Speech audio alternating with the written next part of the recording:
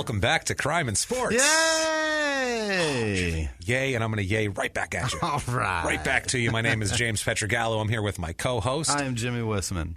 Big week this week, guys. Wowza. Big week. We're excited for this week. We're excited for the last week, too. Yeah. You guys are awesome last week, especially on iTunes. Thank you guys for that. That story, too, is fucking crazy. Yeah, that was a crazy story. So much dick grabbing. That Brett Rogers story was one of those where it just got weirder and weirder and weirder. Yeah. And it's one of those where I'm like, oh, no, the craziness isn't till the very end, but it's so worth it. It's just worth it. It's there for you. It's a big closer. But yes, if you enjoyed that and everything else, thank you guys, like I said, for your iTunes reviews. If you haven't done it yet, please, I don't know what you're waiting for. Get on iTunes, we please. could use it. Give us 5 stars. It would really help. Just tell us you're following instructions, following directions. It does not matter. The No 5 doubt. stars just really, really help us on the business end. And if you want to do more, if you're like, I need to reach down deeper into my soul and come up with something, you can do that. Yeah. You can get on patreon.com/crimeinsports, just like the show, and you can make a donation there. There's lots of cool rewards, and we will love you forever. We will. It helps us out immensely. We appreciate it like we could never begin to describe to you. Also, you can make a one-time donation at PayPal using crimeinsports@gmail.com over there. You can. You should be listening to Small Town Murder as well, our other show. It's just like this, except we're talking about a small town murder. I don't know why you wouldn't listen to that. While you're at it, check out P.S. I Hate This Movie, where me and my girlfriend Sarah make fun of bad romantic comedies. There you go. Rip them to shreds, just like we rip apart athletes. Same sort of thing. You want to come to Stand Up Live in Phoenix. Yes. Come to Stand Up Live in Phoenix, July 21st through the 23rd. Mm-hmm. Come out there. I'll be performing. James at the club. That's I'll be the at reason. the club. Right. Also, don't just go. Don't just go and go show see up. James. Go see me at the club, but also see the headliner there, who is my buddy Paul Verzi, who is amazing, hilarious comic. You really keep an eye on this guy. He's Bill Burr's guy. They work together all over the country. He's just doing Toronto or Just for Laughs in Montreal. Right. You want to see this guy. He's an amazing headliner, and I'm going to rip it up too. I got to say a little bit. I'll be good and angry for you folks. And if you wanted to come see us, you can get a hold of me, and I will put you on the list. So you can do that. You can either do crimeinsports@gmail.com. You can do that, or you can do. I won't give you my email address because you'll have to spell my last name. So just do crimeinsports@gmail.com, and I'll keep track, and I'll put you on the list if you want that. Very excited, though, for this week. Very, very pumped. God. Also, at the end, stay tuned because we have a lot of shout-outs for people who have sent us so much cool stuff. And we got the coolest gifts. We got really cool gifts. So it's these awesome. Things are ridiculous. Yeah, it's really cool. These crocheted, I think that's crocheted. I don't know what the hell, how is how it they're you've done. come to arrive here with 2 pistols on it? That's we'll put them on our amazing. Snapchat. Yeah. And the other one, we posted them on our Facebook. It's You Sir May Fuck Off. Yeah. It was good God. How can we forget great. that? So thank fucking you guys great for that. That's so damn cool. We love it so much with the 2 guns like the Mexican pimp. It's amazing. Thank you guys. Really, that was Brianna Rose. Yes, Brianna Rose. Thank you so much, Brianna Rose. We cool. love it so much. Let's, without further ado, what do you say? Let's get into crime and sports because we have a wild one this week. We have James Kenneth Dunaway. Oh, yes. James Dunaway. James, otherwise known as Jim Dunaway. Okay. Or Big Jim. Of course. Real creative back in the 50s with the nicknames they were and here. he's white, huh? He's Big Jim. Yeah, he's white and he's from the South. Yeah, so he's just Big Jim. Just not That's clever. And his size, he's Big Jim. Really? He really is. He's born, let's start out where this whole thing started, right at the beginning. Madness begins September 3rd, 1941 in Columbia, Mississippi. All right. So we're down south here with Big Jim. Yeah. Yes. Father He's also. born, and then the Americans get sucked into World War II. That's pretty much it. Yeah. He's a pre-war baby. Yeah. That's it. Now, he's a huge guy when he grows up, and he's huge by the time he's in high school. He's 6'5", 280. Okay. A monster. And that's in the 50s. That's huge now. Like that's big now. In the 50s, that's like ungodly. Yeah. Guys weren't that big back then. Yeah. You take like an offensive line, the average weight of an offensive lineman back then was like 250. Yeah. That's in the NFL. This kid was in high school at 280. Like, is that Godzilla? Yeah, they don't know what he is. This giant Southern guy here. And his funny thing is, his father's not very big. Really? His father's not a very big guy. Uh-oh. And his mother, his mother is repeatedly called, and I mean repeatedly, over the course of this whole story. His mother is repeatedly called big boned in I mean, I was finding newspaper. This was the deepest I've ever had to dig for a story. By the way, for all of this, and newspaper articles in the 50s in Mississippi were calling his mother Big Bone. That's hilarious. So that's like the most polite way they could say that's a big woman that he came from. That's who he takes after because his father isn't that big. It's one of those. Nowadays, his mom would be like on one of those motorized carts in the grocery store, probably, or like pulled out of a house on a crane. One of those people.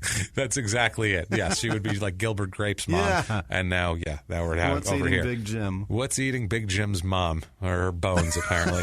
So he goes to Columbia High School in Columbia, Mississippi. So born there, high school there, lives there.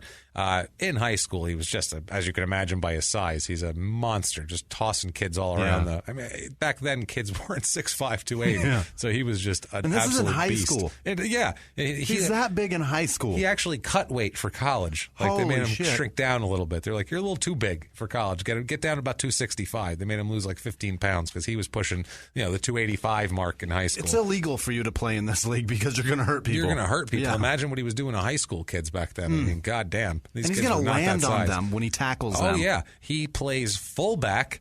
They put him as a fullback, number one. Of course. If you're a coach, you're looking at him going, how can I get him the ball? Yeah. In the 50s and 60s, that was a big thing in football. If you had a big guy who didn't even have to be that athletic, just a giant guy, you'd put him at fullback and just give him the ball and have him fall. He could fall forward for 5 yards with people hanging off of him, and you get 5 on a carry. That's what they used to do. They did that with him, and they said it was when he was bearing down on the line, the people were scared to tackle him. Of course. Once he gets up ahead of steam, too, because a fullback, you're all the way back in the backfield. Yeah. So you get ahead of steam running, and that's some shit there. He also played defensive tackle, where he was just swallowing people up and nobody could run on him because obviously he's a monster, this guy in high school. I can't imagine what he looked like. I wish there was more pictures of him, because I saw a couple of pictures, but I wish there was pictures of him playing football more. Yeah. I really want like nowadays how we have like good cameras where we can see everything. I want to see him head toward the line, and I want to see some kid who's like 5'11", $175 trying to tackle him. I want to see. I want to see how's that made, like that Discovery Channel thing, showing how they make the giant helmet that has to go on that fuck's head, because it's got to be like a Volkswagen Beetle, just chop the hood and trunk. Monstrous, I'm sure. Monstrous. And they just weld that shit onto his dome. And balding since really forever. Balding since forever. He's one of those guys. He's a giant, huge guy. His body's just busy keeping him alive. It doesn't have time to grow hair. No time for hair, guy. Sorry. Listen to me. I'm growing this big jowl thing that's hanging down, because he's got that by a little later in his life. Hilarious. I'm growing these jowls out. I don't have time for my hair. Although later on he will grow an impressive full beard. That is really hilarious. A good lumberjack one? It's more than a lumberjack one. It's a dairy farming beard, as we'll get to later. Takes 7 dairy farmers to grow his beard. That's what it is, and then he collects them from all of them because they're scared of him. And here's my beard. Here, Big Jim. Big Jim, took my beard. My chin for you, Big Jim. No problem, Big Jim. It's all right. In high school, he is known as Big Un. Un? I don't know. Oh, Biggin. Biggin. Yeah. Oh, Biggin. Yeah. Big like Un. Big One, Biggin. I thought it was because he was. No, it's Biggin. Dunaway. It's a southern thing. Like Dun Un. No, it's Biggin. But he's not known as a Biggin. He's known as Biggin. Yeah, that's just what they call it. That's just what they call a big ass dude. But it's BIG-UN. Yeah, because they're dumb. I thought there was Big Dunaway. Like, all right, well, it's whatever. It's for them to just fucking look at it and go, oh, that's how it's pronounced. Biggin. It's just how it's written. Biggin. Jesus Christ! I never thought that for a second. That's Holy shit! I got a friend. He's not dumb, and the people that nicknamed him aren't dumb. It's just they took a southern dumb name and fucking tacked it onto him. His name's George, and you'd rather go by Biggin than George. I guess so. Yeah, no offense to the South, but if you call someone Biggin as their nickname, that's pretty fucking stupid. I don't know what to tell you. I'm sure we have plenty of stupid nicknames in the North, too. It's just that's particularly dumb. It's just how they pronounce Big One. Biggin? Yeah. That's Except not the word one. Right. They don't spell one out because then it's tough to spell. So, that's a problem, too. So we've discovered it all now. Now we really figured out the whole plan here. The local paper in 1958, when he's a senior in high school, the local paper has a picture of him. This is crazy because he's holding up, like, just hoisting them like they're a dumbbell. Yeah. A 150-pound kid with one arm and a 135-pound kid with the other arm. Wow. He's holding them in the air. In one arm. Just one arm each. Do you know how much effort it takes me to put 135 pounds in the air? Yeah, I can't do it. This guy just tosses this little, and he's like smiling with it up, and they're like, "There's Biggin." Unbelievable. Like, here he is. Yeah. He's the big man of the town. He's like football Lil Abner. Like that's what he is. Pretty much, yeah. He's just this big baby Huey that they all are everybody wants, a piece of this guy football-wise. Silver-haired, middle-aged white men come out of the woodwork for this guy. Let me tell you something. In 1959, this is, he's graduated high school now. He's in high school too. He won every honor possible. He won all Southern. He was all Big Eight. Yeah. So any honor you could bestow upon a player. Whatever he played in, he was all that. He was all this. Right. Yeah, exactly. He was all Southern, all Big Eight, all everything. He chooses now. He's got his choice of schools. Yeah. But he's a Mississippi boy. Where's he going to go? You think? Mississippi State. He's going to go to University of Mississippi. He's going to Ole Miss. All right. It's got the word "ole" in it. You so betcha. He's going there. Biggin goes to Ole Miss. Goes to Ole Miss. That's some lazy shit to call your college by the Ole Miss. Yeah. That's a little. That's at least Old Dominion puts the goddamn D on the end of it. So anyway, Ole Miss here. Eli Manning, alma mater. Yeah. There. He goes there in 1959. Red shirts his freshman year, is typical for especially back then. Guys didn't play that huge. I'm surprised they didn't just throw him in the mix. Yeah. Just throw him in there, have him fall on some Just people. go. Yeah, it doesn't matter. He goes, like I said, he's at Ole Miss. They're the Rebels. So they're Ole Miss, and their mascot is a rebel, and it's a guy dressed in a Confederate uniform. Jesus. Have you ever seen there? It's like a cartoon character dressed in a Confederate uniform. It's the Confederate football team. Is it like Yosemite Sam, essentially? No. He's in a Confederate Oh, my uniform. God, like a legit he's soldier fighting uniform. the Civil War. What the fuck? He's the rebel. Jesus. And he's fighting the Civil War. And he drags slaves out there when they score a touchdown. That's what he's doing. 7 of them each time. That's what they do every single time. One, and the whole crowd counts. The whole crowd counts lashes probably down there in the 50s.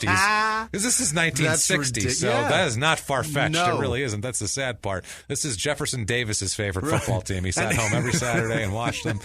Ridiculous. And they get creative. They bring out water cannons and just spray one slave. Yeah. They bring out German Shepherds. It's really... One German ridiculous. Shepherd, 2 German... Unbelievable. And we're not far from that, too, because we're going to get into some shit that happened here that's pretty close. It's not far off. It's really, right. it's as dumb and almost as bad. Yeah. Put it that way. This year, though, 1960, Dunaway, now he's a sophomore. He moves into the starting lineup. This is another, he's getting right in the starting lineup at defensive tackle and offensive tackle. They moved him out of fullback now. He's not doing that in college. Makes sense in high school because, honestly, defensive linemen in high school aren't that big. So if you're that big, you're just busting through doing whatever you want. Yeah. So they make him, he's defensive and on an offensive lineman, offensive tackle, and he's a badass offensive tackle, too. Yeah. He throws people around. Really, really good. Ole Miss goes undefeated in 1960. They go 10-0-1. They have one tie. It's a midseason tie against LSU, a game that was 6-6, which sounds terrible. 4 field goals in 4 quarters. That sounds awful. Boring as shit. That's a defensive standoff, though. That's a standoff. You like defense? God damn it! I guess so. That's a defensive standoff. That really is because that's 2 rivals going at it. And there was other games that year they won, 47-0. Yeah. They were crushing people. They were undefeated. And LSU's a rival too. And those rival games are always closer. You play them once a year. You know the coaches know each other. They know what they like to do. Yep. It's like in football in the NFL. Yeah. Divisional games. Like if you're a bettor, if you're a gambler, you don't bet on divisional games. No. It's just, you avoid those like the plague because you weird shit never happens. fucking know. No, you don't know. Miami gets the Patriots once a year. It's one of those things. It's just divisional games are really funky, and you avoid them like the plague if you're a gambler. If you're not, hey, more power to you. If you're got the balls enough to bet on that shit. That one season when the Patriots won 16-0, but it didn't matter because the Giants got them. They got him in the end. And we will talk about another undefeated football team here. Great. We're going to talk about a couple. All right. Now, the Rebels this year, old Johnny Reb here, they were named national champions by the Football Writers Association of America. So this was their first legit, real national title. They had shares of 2 other national titles, but they were, back then it wasn't there was no BCS, so it was they'd had a bunch of polls. They had the coaches poll, the AP poll, the writers polls, and they would average them all together, and then they'd make some horse shit up, and they'd give it to the guy who, had the best cookout last Sunday. Perfect. I feel like that's all it was. Well, that coach made a nice catfish. We're going to give it to him. That's it. I really feel like it's that just arbitrary. It doesn't matter. That year before the bowl games even took place, the bowl games were like after everything back then. Mm-hmm. Like now, the bowl games, if you're not a college football fan, which I'm not really either, but I know this stuff, the bowl games, the season ends in early December, and there's like 3 weeks, a month, and then there's bowl games. Right. And early, New Year's Day, traditionally, that sort of thing.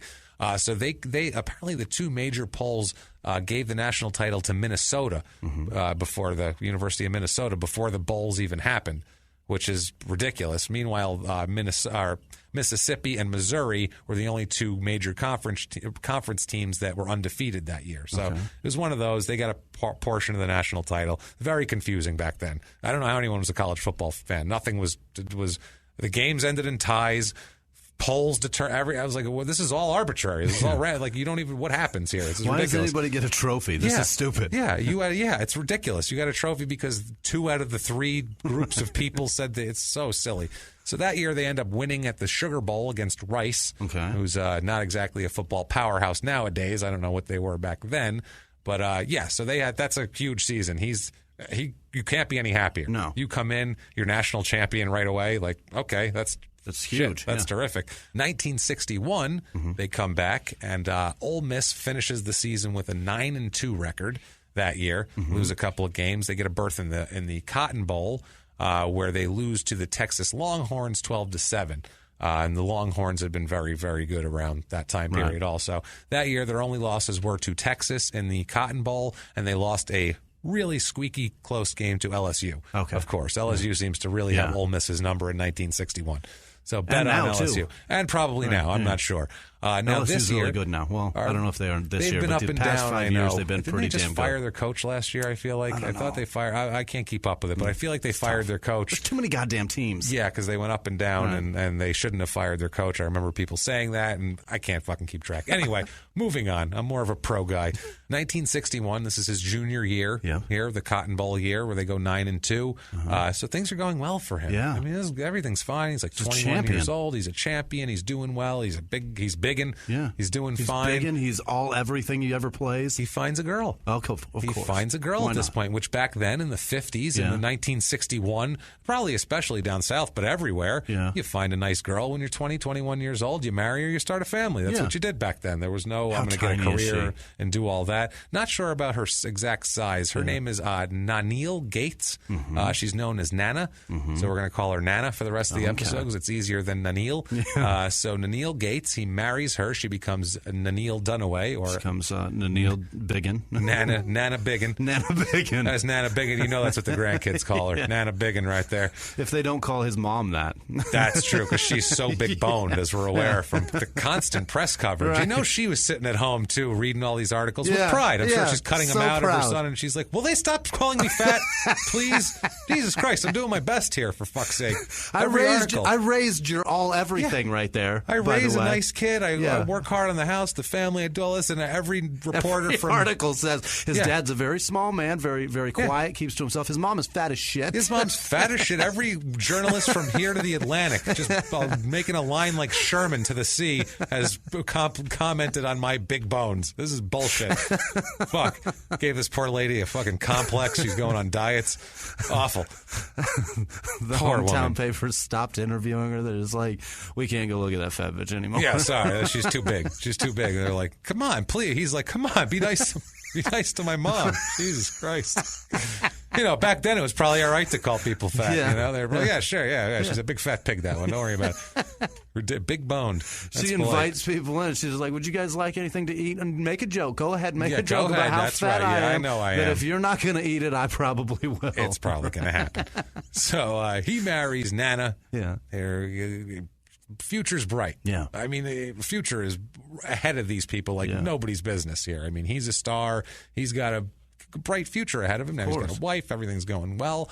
1962 is his senior year at Ole Miss. Yeah. They win the SEC championship, the Southeastern Conference championship. They finish the season undefeated at 10-0. Good God. 10-0, God damn it. They are awarded the national champ. This is what I mean. Listen to this. They're awarded the national championship by the Billingsley Report, the Lichtenhouse, and later the Sagarian ratings. Lichtenhouse? No. No? It might be Lit.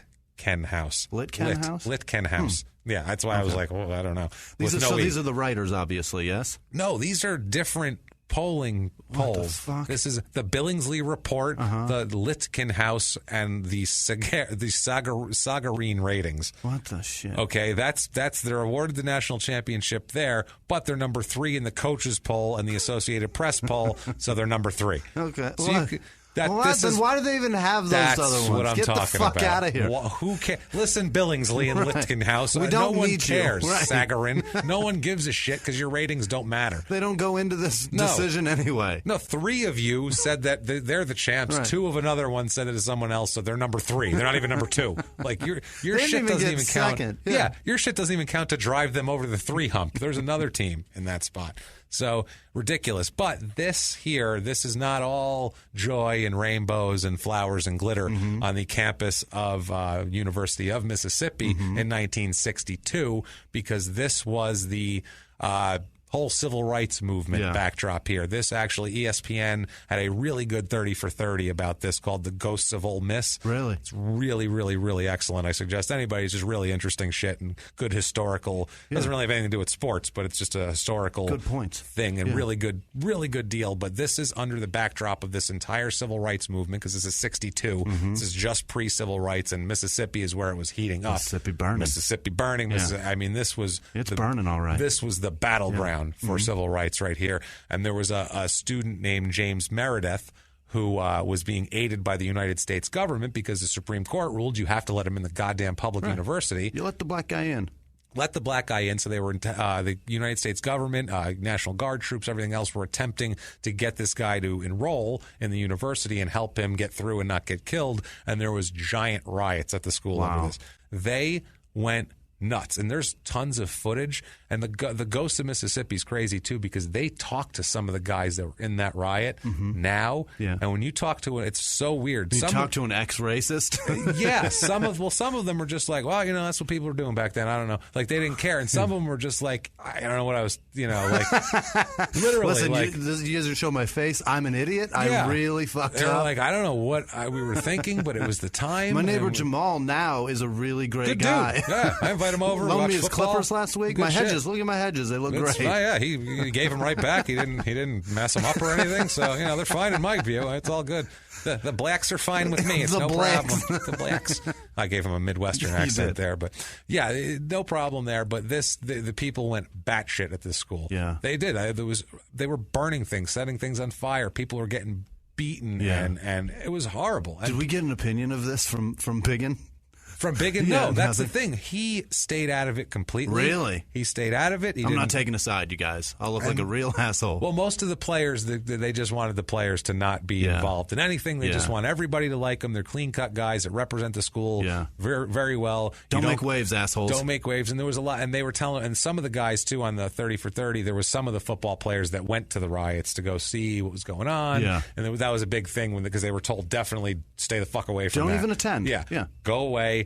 Be go cool. Home, have some fried chicken. That's right. And go to Don't bed. mess it up. Exactly. Whatever the hell we're eating down here in the South, have some grits and go to bed. They do. Yeah. The South, they love fried chicken. They love it. That's terrific. I do like some of the Southern food. Looking at death penalty last meals. Overwhelming. Lot of fried chicken. Is fried chicken. Lot of fried chicken. Overwhelming. Big time. It leads to wonder, like, how often do they get fried chicken in prison? Yeah, it's true. They should probably just give that to them every meal because they love it. Yeah, that's true. They love and it. it's not even a color thing, too. This is not racist. Everybody Most of these guys are white chicken. that we're talking about, the death row guys that are getting the fried chicken. It's really everybody strange. Loves fried chicken. It's delicious. Amazing. How the fuck do you not love fried chicken? What's the greatest fucking thing ever made. It's delicious and wonderful and crispy and great. So clever to think to put breading in fucking oil, and it's amazing. Fantastic. So Jim avoids this. He stays out of it, and he won't give any quotes about it or anything. He just says, "I'm just trying to concentrate on football and becoming the best player I can be." And blah, blah, blah, blah, button hook, zipper right. He gives him the whole thing. He's named All-American for his troubles. Oh, so he is a first-team All-American right here. So that's something huge. I mean, that's senior year. You are 3 lesser lesser agencies national champion. Yeah. Well, I mean, you went 10-0. What else can you do at that point? I mean, you did all you could do. That's what I mean. The SEC with a bunch of good teams. What else could you do besides go 10-0? So you got to walk away with your head held high and just go, what do you want? I don't know. And you're 6'5", higher than everybody else. Yeah, your head should be held very high. So these riots were not terrific, but he escapes this whole thing, doesn't even think about it. This was before the football season, and it was a thing that like kind of the Ole Miss season kind of helped heal the school a bit because they went 10-0. Right. I'm sure not the black guys because I don't think they were playing. A lot of them were on the team and that sort of thing. So let's not give them too much credit. Yeah, it calmed the white people down a bit, so they didn't burn any more shit to the ground. We have these people that we have to help take care of now. We have to count votes. We have to count extra votes. Shit we got to count. Can't set the admissions office off flame. We got man. We got all these water fountains to switch over now. Yeah, no shit. But at least our football team's awesome. But they're really good, so that's top notch. And our offensive tackle can lift up two smaller people with one in each arm. So December 1st, 1962, I went all the way. That's the end of the season. We haven't hit the bowl game yet. Okay. This is what's odd about this. Now what they do is they have the end of the college football season, and then they have like 3 months of poking, prodding, and checking on potential draftees. Okay. They have a combine where they time everything they fucking do, and they just make sure that they treat them like a piece of cattle, like a cattle, like a cattle, like a cow. Like they a treat head of cattle. like a head of cattle. Right. Thank you, a piece of cattle. So, I'm an idiot. So a leg of cattle. A leg of cattle. They treat him like he's a cattle arm, and so. Jesus. And then they have a draft in April, so there's like 3 months. Back then they did the draft before they even did bowls. Really? They did the draft in the beginning of December back then. I mean, the ratings for college football probably weren't that big back then. So if they're going into the majors, going into the NFL, maybe that you now know who is going to be in the NFL. Maybe it'll draw more ratings to the bowls. Maybe, but I don't even know if it was that because I don't even think they were looking at it so much. That's crazy though to put a guy that still has games to play and you're signing him. You draft him. You don't know if he's going to break his leg in a bowl game. Right. Also, too, you kind of want to see who performs well on the big stage. That's kind of a big thing. Like, hey, that quarterback really turned it on when it mattered. Maybe we look at that. Maybe we should have gotten that one instead of this asshole. Although maybe sometimes teams put a little bit too much stock in that. I know in the NBA they talk about owners that watch too closely the tournament usually make bad draft picks. Because they see a guy, they fall in love with him over 3-4 games, and they're a good player for college, but they just fell in love with how gutsy they were, or how well they played in college. They led the team. Yeah, maybe the other guys are just gutless as fuck. Yeah, or the lesser competition is another thing. December 1st, 1962, in Dallas, Texas, is the 1963 AFL draft. Oh. This is not the NFL. No. Everybody out there, if you're a big football fan, you'll know this. If not, I'll give you a short history of what the AFL is. AFL began in 1960. NFL is the big monster league. They had a little bit of competition in the 40s. They had the All-America Football Conference, the AAFC, began play in 1946, but they petered out in just a few years. One of those things. Actually, interesting thing about the AAFC was their kind of perennial champion was the Cleveland Browns. Yeah. And they were considered to be, a really great team no matter what league they played in. Right. And after the 1949 season, the AAFC, because of financial issues, obviously disbanded, and 3 of their teams went to the NFL, and that's where we got the Browns, San Francisco 49ers, and the Baltimore Colts, original version of the Baltimore Colts. They all came into the league in 1950. So they were some sort of, so there's a precedent for a rival league that somewhat competes here. That's so weird how the inception of these teams, how it evolved into what it is today. Because the Baltimore and Cleveland, between those two cities, there's 3 teams involved in that now today. Moving all around. The way it's gone through. And the Niners are still the Niners. Right. I mean, the Browns have been gone and then got the Browns back again. The Browns went from Cleveland to Baltimore to be the Ravens, and Baltimore Colts moved to Indianapolis. Yeah. And now Cleveland couldn't fucking just leave well enough alone. They had to have a football team. How you feel about it now, assholes? How's your team now, guys? Shit, every year. Just be happy that they were gone. So the league must have, that league, or the 40s league, the AAFC must have got under the NFL's skin a bit, because briefly in the 40s, between the 49 and 50 season, the NFL changed their name. to the National American Football League. Oh, is that That's right? what it was called. But before the season started in 50, they had changed it all back. All their corporate shit, they changed it back to National Football League. They realized that brand means something to people. Yeah, exactly. All the way back in 1950. What the hell is this National American shit? Yeah, Where'd the NFL go? That doesn't. Why are we using those two words together? That's a good point. Makes no sense. That's National so American, right. well, we get it. It's national and American. Right. It's the same shit. Just have two conferences and blanket it. One national, one American. They figured that out. Let's do it, man.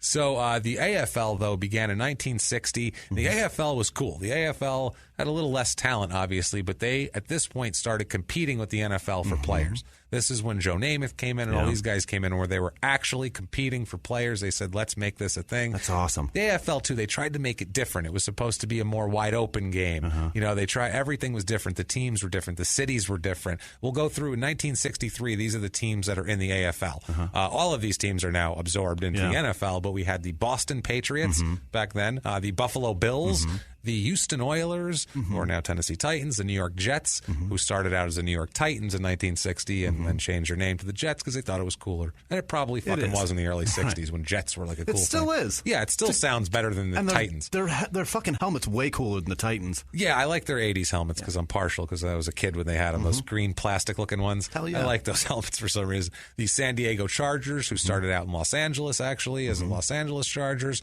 The Oakland Raiders. We know where they came from, Kansas City Chiefs, and the Denver Broncos, your Denver Broncos, who in 1963 were a whomping 2-11-1. They were awful. Really and they had killed the it. ugliest uniforms. They had the worst, those striped socks and shit. Awful. That's yellow and brown. Yeah. Jesus. There's a great, and it's on YouTube actually, but there is a great, I think it aired on HBO or Showtime or something originally. Terrific, like 5-part series on the AFL, and it's I can't remember when the game became color or something like that. It's called. If you just look up AFL documentary, it's on there. It's like a 5-parter. So awesome, and they go over the Broncos uniforms in such great detail. So embarrassing. The players tried to throw the socks out, and they would like come back with more. It was ridiculous. I don't remember how they came to them, but I think somebody they got them donated. Yeah, that's what I was going to say. I think they were donated. I think they were just presents that they couldn't fucking shake them anyway because they had no money to buy anything else anyway. So eventually they had a big bonfire though and burned all they burned all the socks. The team like happily like threw them on the pile. Like finally they're gone. We can stop looking like idiots. When they do the throwback uniforms and Denver wears those, I want to cry. It's so embarrassing. The best thing was hearing about people making fun of them on the field. Yeah. This is in like the early 60s. Guys would be like, yeah, nice socks you got. They're like making fun of these guys. So they said they were like, we felt weak. We're out there being made fun of the whole time.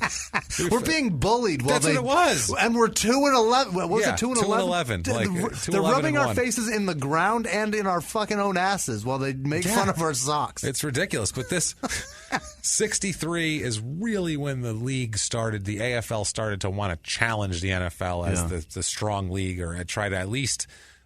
we never know whether they wanted to become their own league as powerful as the NFL or if their ultimate goal was merging with the NFL, which that was like business-wise, you want that. You want that, or you want to beat the NFL. I don't know. I'd like to be absorbed. Like if you build anything nowadays, you just want to be absorbed and just get out of the fucking business and have a shitload of money. I feel like that's in the idea. 60s, though, that wasn't the way you did it. You wanted to build a business and have a big building with gargoyles on it and shit. Powerful and with a top office that you could see over the city in. Now you're like, that's expensive. I'll work out of my home and I'll buy like a couple of outdoor trailers for my team to work in and I'll save every dime possible. Back then it was like you actually tried to like have some pride in what the fuck you did. Stand at the window of your office and cross your arms, and every time you laugh there's a lightning strike. Yeah, exactly. every goddamn night you just stand at your window and giggle to yourself and watch the lightning come down. And you have that big office from the Hudsucker proxy. That's what you have there. Yeah, one of those. So in this draft, we should get to Jim at some point here. In this draft in 1963, Jim is drafted number 9 overall. Oh, shit. Number 9 overall, which is the first pick of the second round, because there's only 8 teams, by the Buffalo Bills. Is that right? So, yeah, he ends up gets picked by the Buffalo Bills, but that's not the only team that picks him, because the NFL draft is 2 days later. Oh, shit. The AFL draft was on a Saturday, December 1st, 1962. The NFL draft, this is how different the NFL draft was. than it is now. Now it's a big deal. They make a huge deal in April. It's like it's a primetime event. The top picks. They do the whole thing. It's a TV production. It's one day for one round, the next day another round. It's a TV deal. Keeping people around watching in suspense. That's what I mean. This was done December 3rd, 1962, which is a Monday. They held their draft on a Monday, and not at night either. This was like, Monday, 7 a.m., everybody get on the phone, and we'll all pick our fucking guys. Get these guys in order. Let's do it. That's what they did, because they didn't gather and have a big It was just literally like 8 guys in a smoky room going, you taking Johnson? All right, we're taking Jackson. All right, good deal. That was it. They wrote it down on a piece of paper, and that's your guy now. So this was December 3rd, 62, like I said, at the Sheraton Hotel in Chicago at 11 a.m. Jesus. 11 a.m. on a Monday morning. They had the fucking draft.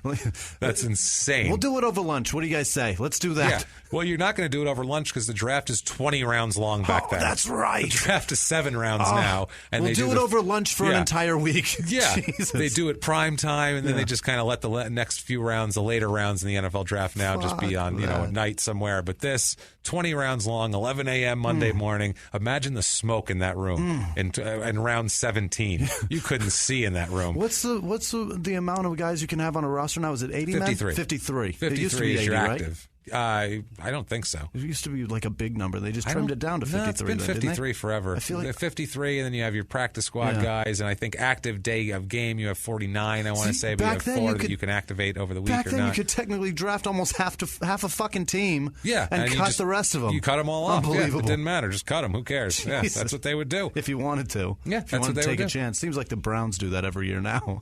Yeah, they're pathetic. The Browns. They're just that's fine. We'll take whoever we can get. I saw a list of the amount of quarterbacks they've had, and it's just amazing. Depressing. Depressing. From since Bernie Kozar basically left, 95, 94. Every quarterback goes to It's a disaster. Yeah. Oh, yeah, Tim Couches and all that's those so guys. Depressing. It's so bad. Wasn't really great outside of Bernie Kozar, who also wasn't really that great, but he was okay, but he was better than Mike Pagel, I guess. It's like one of those. I guess it's better than Mike Pagel. So that's a 80s backup quarterback for the Browns. Sorry, guys. I had a lot of football cards in the 80s. I know all these guys. It's fucking sad. I was a big football card collector when I was a little kid. Fuck. So they're 20 rounds long, but we don't need 20 rounds to get to Jim because the Minnesota Vikings take Jim at number 3. Really? So he's the number 3 overall draft pick in the NFL. Which is insane. And the AFL waited till pick number 9 to take him? Yeah, they That's were wild. taking taking different types of guys and whatever, but they really wanted him at 3. He was a Minnesota type of guy because you want a big, sturdy guy that can withstand the cold because Minnesota played outdoors back then. Is that right? Oh, yeah. Terrible. They absolutely did, and there's some great footage of them playing in blizzards, guys with 2 inches of snow on their helmets and stuff. It's awesome. But the Vikings, they were a new team, too, the Vikings. Their first season was in 61. And he looks like a Viking. He's perfect for it, yeah. First season in 61. They thought they had to draft Vikings. Oh, shit. They thought they had to draft actual Vikings. We need a giant guy. What is it, Biggin? Yeah, he's a Viking. We need a giant white guy with a beard and enough hair to put into sideburns and just sideburns. None of the rest of him has any hair, so it's fine. He essentially looks like the guy on the side of the helmet. Yeah, except not like. Blonde. Right. Not blonde. He's not? No, he's a brown-haired guy. Okay. It's so weird that he got taken by 2 of the coldest, shittiest weathered teams in the NFL, like in football. Yeah. Like he couldn't. It would have been a harder decision if it's like you got taken by Los Angeles and you got taken by Minnesota. But this is like Buffalo or Minnesota. Take your pick. Holy shit. Well, which one has a worse accent? Fuck, they're both the 2 worst accents ever on the face of the fucking earth. Hilarious. Oh my God. The peel of paint off the walls. Which one can I not try to shoot myself in? Holy shit. Well, both of them are identical. At least they have wings in Buffalo. Yeah. Sounds good. Sign in there. That's where he went? He ends up signing with Buffalo. He went for the wings. He was like, Minnesota, too flat. I think he had a problem with Asians, maybe. I'm not sure. You go. He's from the South. You never know. So now he's drafted in January 1st, 1963. He's still in college, obviously. Yeah. Ole Miss plays. They beat number 6 Arkansas in the Sugar Bowl. So I mean, they're 2-1 in bowl games since he's been there. They lost the one to Texas, but they won 2. They got a national championship. About 15% of another national championship, I guess. He had to deal with an enormous historic event at his college. Yeah, that was a big deal, man. So 1962 season, to talk a little bit about Buffalo and what they were doing. By the way, there's a horrible crime here coming up at some point, but this we'll have to get into who this guy is first. It's very important. So Buffalo begins to get better at this point. In 1962, they're starting to get better players, and it's starting to go. Like Jack Kemp was acquired off waivers from the Chargers. Jack Kemp, you might know as a guy who ran for vice president. Is that guy? Yeah, that's that Kemp. Same Kemp? Yeah, it's Dole Kemp. I have no idea. That's Kemp. Yeah. Wow. Yeah, he ends up playing for the Chargers. He played for the Buffalo Bills. I didn't know that was him. Yep, longtime Buffalo Bill quarterback.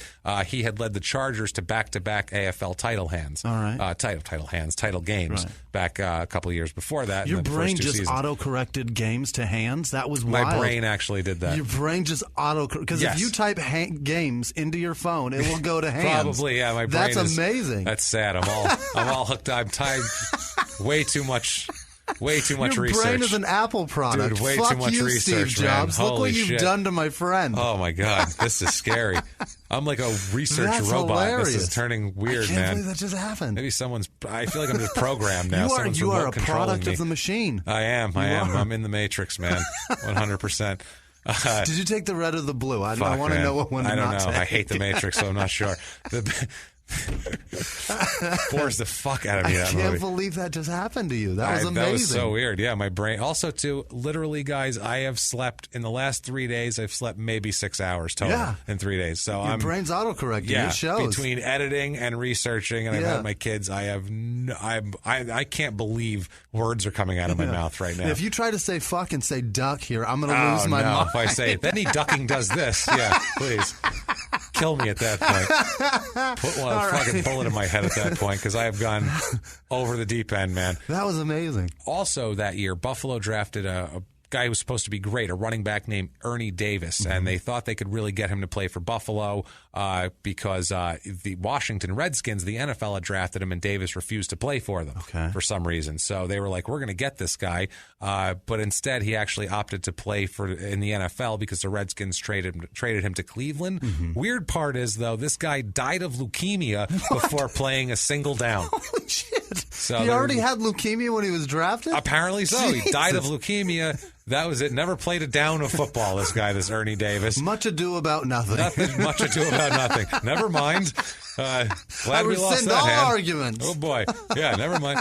So instead, the Bills get one of the Canadian Football League's best running backs, a guy named Cookie Gilchrist. Yeah. Who, if you watch those AFL documentaries, you'll get to see Cookie Gilchrist.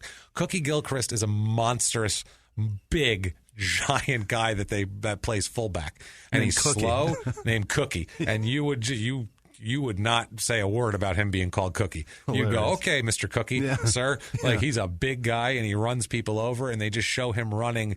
He's not that fast. He's not that athletic, but he's a giant, strong guy, and there's people hanging off him. Amazing. One on his arm, one on his leg, and he's just dragging them. He's awesome, this Cookie Gilchrist guy.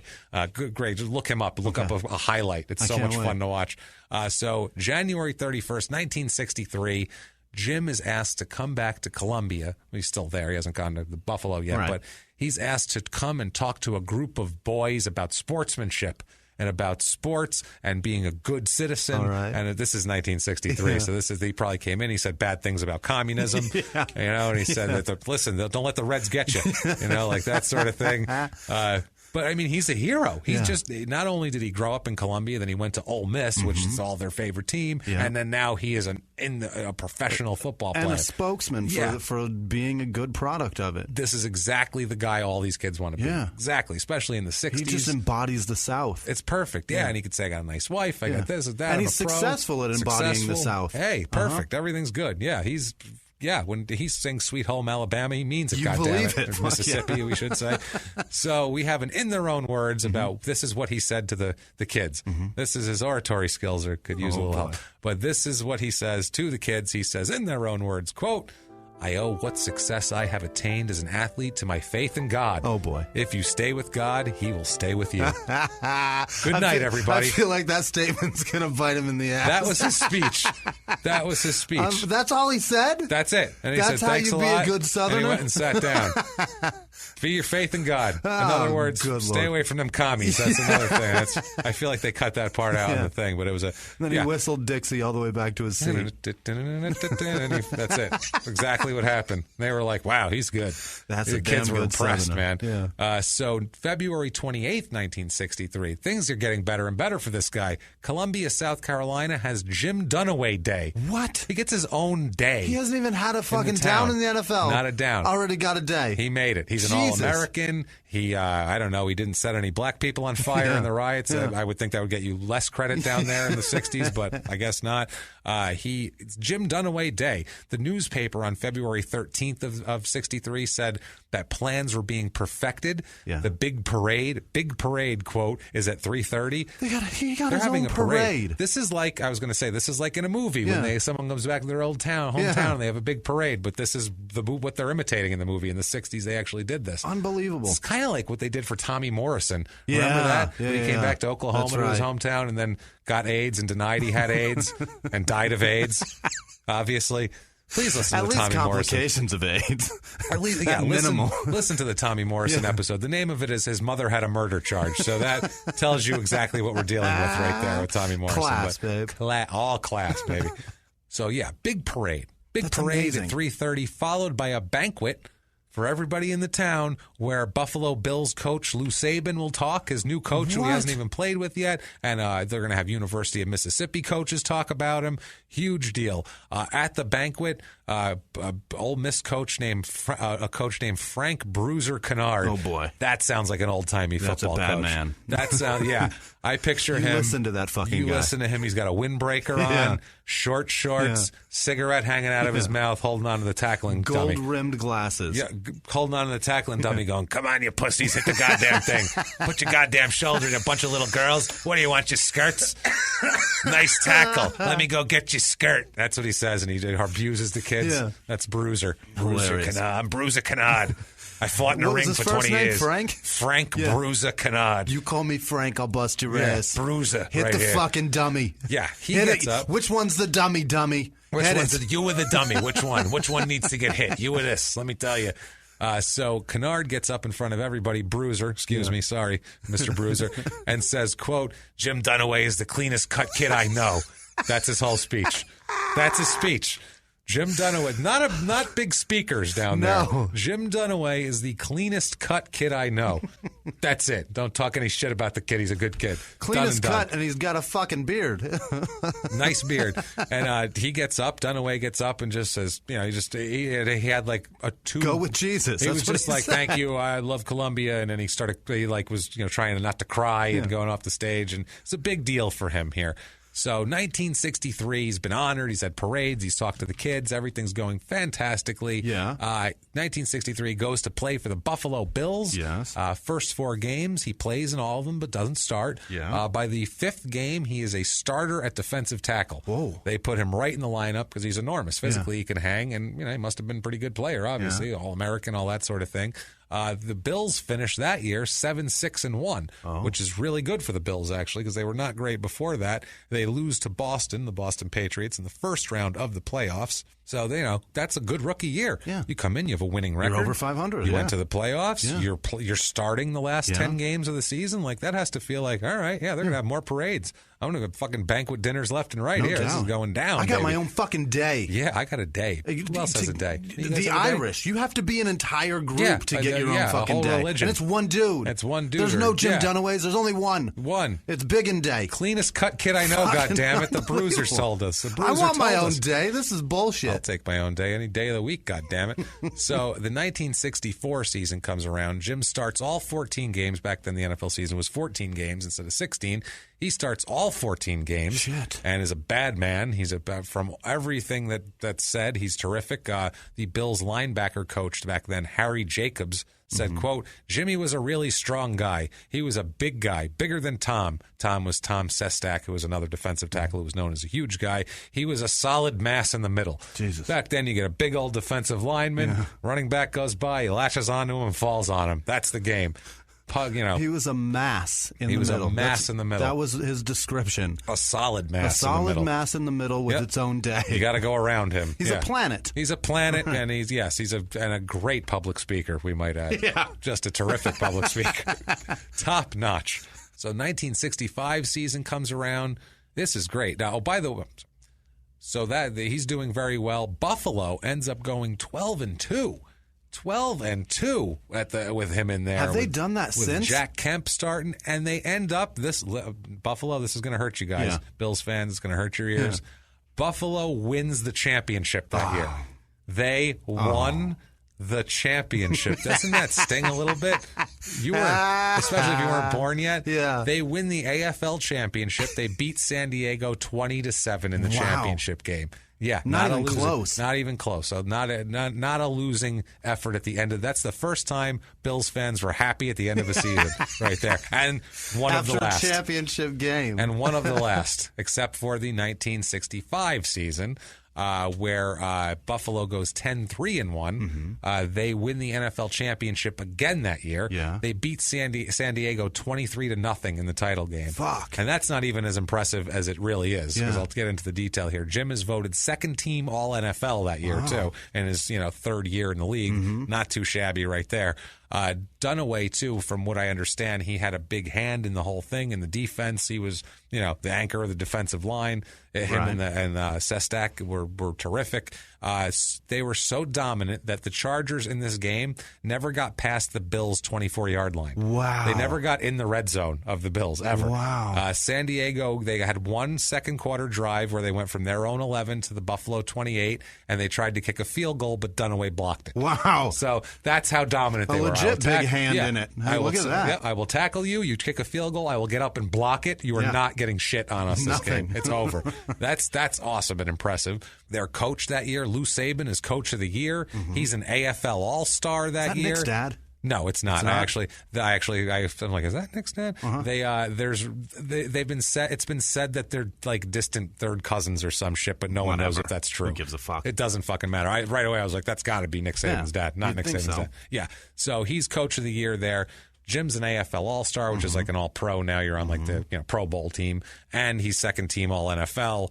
What can you get any better than that? It's hard to be a bigger star in the NFL. You can't. No, you have he's in the AFL, but still, AFL. He's got ring. Yeah. He's got a ring. He's got all this shit. Things are going fantastically for him. Nothing can be better. I mean, this is almost grace. This is that good. During the 64-65 seasons, this is how good their defense was with him in the middle. They set a record by holding opposing runners without a touchdown for 17 consecutive games. Wow. Not quarters. That's what they do now, quarters. Games. Fucking games. No rushing touchdowns for 17 games. That's probably two seasons combined. Still, 17 games. That's over an entire 65. season. That's more than a season. Yeah. That's a season and the playoffs. That's crazy. And winning the championship with never letting anybody score on you. Well, no rushing touchdowns. So, I mean, there had to be goal line stands where the team was on the 1 yard line. They never got in. Wow. That's impressive. They had to throw it in if they were going to get in. Yeah, they're not running over this line.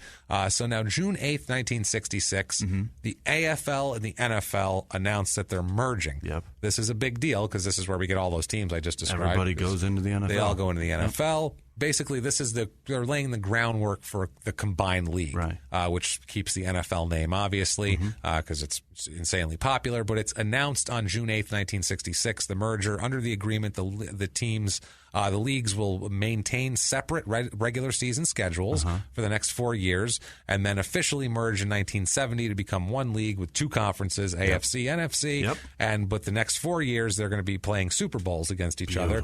Not known as Super Bowls back then, just known as the championship game. The big game between the AFL and NFL. Fucking stupid. So this is pretty interesting here. 1966 season, we come to this. This is the first year where they're going to play each other in the big game at the end here. He has a touchdown. Jim has a touchdown on a fumble recovery. Really? Stats are spotty back then. I know he had a touchdown this year, and that was his only career touchdown. But once in a while, like some years you have stats for guys, and some years you don't. Weird. It's very odd. It's like the guy that keeps stats got sick and didn't show up. Yeah, like somebody just lost. Like the paper got burned up in a fire, and somebody shed or some shit like that. This year, Jim is voted first team All NFL by the AP. And this is all NFL. Yeah. This counts for NFL teams, too. This isn't just AFL. Yeah. And he's on the AFL All-Star team, which is the Pro Bowl team here. And this is where America gets their big head when they go, well, I'm the best in the country. I'm the best in the world. Well, nobody else fucking plays this sport, no one else dickhead. is playing it. That's why. No one else plays. It's still no one the else best cares. in the country. Yeah, knock it off. Don't worry about it. And probably the best in the world because no one else is playing. Right. So that happens. Nobody else is trying. That's the other thing. Yeah, no one else is even competing trying. Against you, That's fucking true. dick. If you're the one, if you're the guy who's saying, I eat the most chicken livers, right. like no one else is trying to eat that many chicken livers. Somebody else probably could. They could. They just don't. They choose not to, really. So in this season here, the Bills are very good. They go 9-4-1. They go all the way to the AFL Championship game again this year. How about that? But they lose to the Chiefs 31-7. And the Chiefs, as we know, would go on to lose to the Packers in Super Bowl I. So if they would have won that game, Super Bowl I would have been Buffalo and the Packers. Wow. Would have been Buffalo and the Packers, and Jim Dunaway would have been Super Bowl I. How about which that? is crazy. 67 season, Jim's got an interception that year. He gets 2 fumble recoveries. Wow. He's on the AFL All-Star team again. Yeah. The Bills start to fall apart a bit, though. They go 4-10 that year. Not great at all. Start to kind of go by the wayside. People figure out they can pass on them if they don't run. Tons of injuries too. That's Kemp was hurt. Guys were hurt, knocked all around. The 1968 season, Jim gets 2 more fumble recoveries. This guy's the king of fumble recoveries. IFL All-Star team again. This year. This is insane. Before we get to the Bills going 1-2, the Bills go 1-12-1 this year, which is terrible. Holy shit! And they had ominous signs before the season even started. They had an offensive lineman who was a rookie that year named Bob Kalsu. Yeah, he quit the team prior to his rookie season to volunteer to return to go to Vietnam. He'd rather be in Vietnam than play for the fucking Buffalo Bills. Take that, Buffalo. Yeah. You're like, Buffalo? Nah, Vietnam. Worst team. I'd rather go take my chances over there. It's warmer. It's warmer over there. It's fine. At least there's prostitutes that love you long time. Yes, exactly. According to Full Metal Jacket. That's what they told me. That's what Kubrick says, and I'll take his word for it.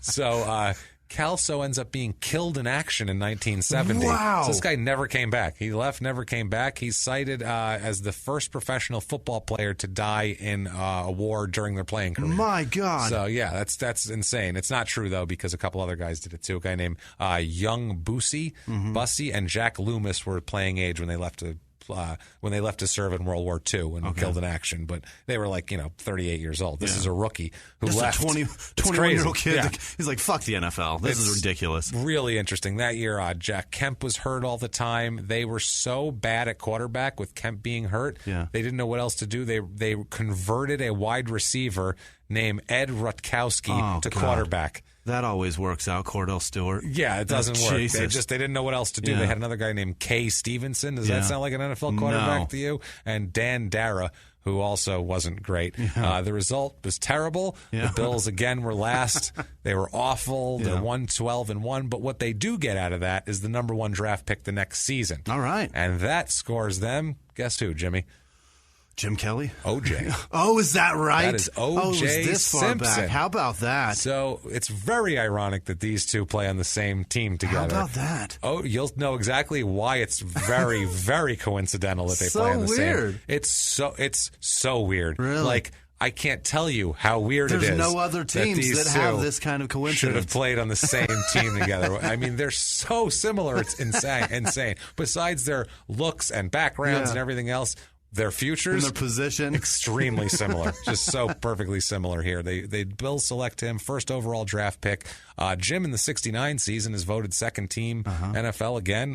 Bills go 4-10 even with OJ. Yeah. OJ had a tough rookie year. Really? They beat the shit out of him his rookie year, and it was cold. And he's from USC, and it just he's like, what is this white shit? It this didn't is go well for this him is in the usually rookie on year. Coffee tables in LA. Yeah. Plus they made a huge deal out of him. I mean, he was like. That they tried to. You game planned to break him. All of their PR was him, and so he had a lot of pressure on him too. Yeah. 1970 season, 3 fumble recoveries for Jim. So Jim is a fumble recovering bastard. And he's making it bigger. He will recover your fumbles. Bills go 3-10 that year. Really? 3-10. By the way, since he's been inserted into the starting lineup in his 5th game of his pro career, he has not missed a start. Really? He has started everything through every single one through the 1970 season here. Yeah, so he is a reliable, solid mass in the middle. His whole life, he's just the shit. He's just the shit. He's great. Everything's going well for him. 71 season. Jim misses 4 starts. I think he had a slight injuries here, but he plays in all the games. Plays in 14 anyway. Bills go 1-13 this year. Holy shit, what a mess that is. 71. So now it's getting miserable in Buffalo. Now it's 1-13. He's getting a little older. He's getting a little more banged up.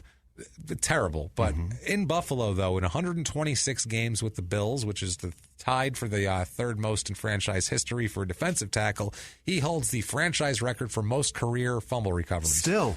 Wow. Still has it, which every year he's got 3. I don't know no one recovers fumbles like that. Great. So he had a knack for that, apparently. It's very odd here. Now, he just knew how that weird ball bounced. Yeah, it's weird. He knew how it bounced. Like he sat in a room and just dropped it. Or he's so huge he just fell on it and couldn't get out. That's probably it. Just couldn't get out from under him. Plus, I'm sure back then, too, the pile was... Now it's like they do replay to see who had the ball before the pile piled up. Back then, it was just, once we pull everyone off, who's got it? Yeah. And he's the biggest, toughest guy, and I feel like he was ripping that shit out of people's hands. Poking eyes, spitting in people's faces. He's on the doing bottom all of the pile. Shit. Yeah. I could totally see this guy doing it, and then going, put your faith in God, everybody. Now, first of all, I'll tell you about the Lord. That's how he got a day, by doing that shit. Right in your face. Let me tell you about the Lord. Now, listen, I just rabbit punched you in the nutsack to get the ball out of your hands. Don't worry about that. Let's talk about Jesus. Hilarious. So before the 72 season, Jim is traded away. Buffalo trades him away. They figure he's some sort of commodity. They were trying to shore up their lineup here. They trade him to the Miami Dolphins. Okay. This guy has a really blessed life in a lot of ways here. Miami that year in 1972 would be the last NFL team to go undefeated. Really? So he plunks down from a 1-13 team to an undefeated team. And he wound up on that team. On an undefeated team. He wound up on the Wow. Worst to the best. Unbelievable. They go 14-0 regular season, 17-0 total. Yeah. Crazy thing here. Nick Bonicatti, that weird fuck. God. He's such a creepy inside face. the NFL all those years. He's so ugly. I couldn't Don stand Shula. him Everybody and Len Dawson great together. there. Yeah, they had all that. Larry Zonka's on that team. Mercury Morris. And this is a Paul Warfield. This is a badass team right here. Mercury Morris is maybe the coolest name ever for a football player. That's fucking, especially a fast running back like Mercury, he's bouncing all over the place. How did the Mercury, awesome. a Mercury car not pick him up back then and sign him to name a car after him? They would have sold so many fucking cars. He was black though. I feel like Jimmy. Yeah, that's a good point. They didn't. That's what OJ. They made a big deal that they used OJ as a national spokesman for something like cars rather than malt liquor or something. Like Billy D. Williams. Like they made a big deal. Like wow, that's a real step up for society. Clever, you guys. How'd you figure that out? His name is Mercury. He's fast. Actually, OJ did commercials in USC or after USC did commercials too. Yeah, he did. Hertz rent a car. Later, but he did like local car commercials and shit like that. Probably did some fucking what are the Isotoner? Yes, he did those later too, on. right? I think he did that. No, that was Dan Marino. He might have done it too. I'm not sure. Did it? There was a few guys. Yeah, that did guys that did it. That was one of those wants NFL to keep the fucking teams. hands warm. Oh Jesus Christ! Yeah. So he's pumped after being on Buffalo for all these years. He comes out, starts talking shit. That was a terrible thing to reference. The gloves. He didn't do that. I'm thinking of his trial. You're thinking, yes, you are thinking, you're thinking of his trial. I just saw him with gloves on. I was like, he totally did it. No, I didn't. I saw him with gloves half on. Yeah, I'm saying. And we're like, that's so I'm an asshole. Hanging off. Holy shit, that's terrible. That's not a commercial, Jimmy. The O.J. Simpson trial. True TV. That's I what I was thinking. I was thinking of Court TV's that's amazing. documentary on. Which is really fine and perfect, honestly. He probably should do commercials for gloves now. Might as well. Yeah, he would be good for that. Gloves or something, some sort of blood-proofing Cuisinart knives, fucking blood-proof car paint. I'm not sure, something. So God, I'm a dickhead. That's so funny. So Jim starts talking shit about Buffalo right away. Really? Right away, yeah. He says he never got proper coaching in Buffalo. The guy won Coach of the Year twice because they won, but he said nobody ever told him shit. They're in the same division, too. As Miami, yeah. And he said he knew no technique whatsoever.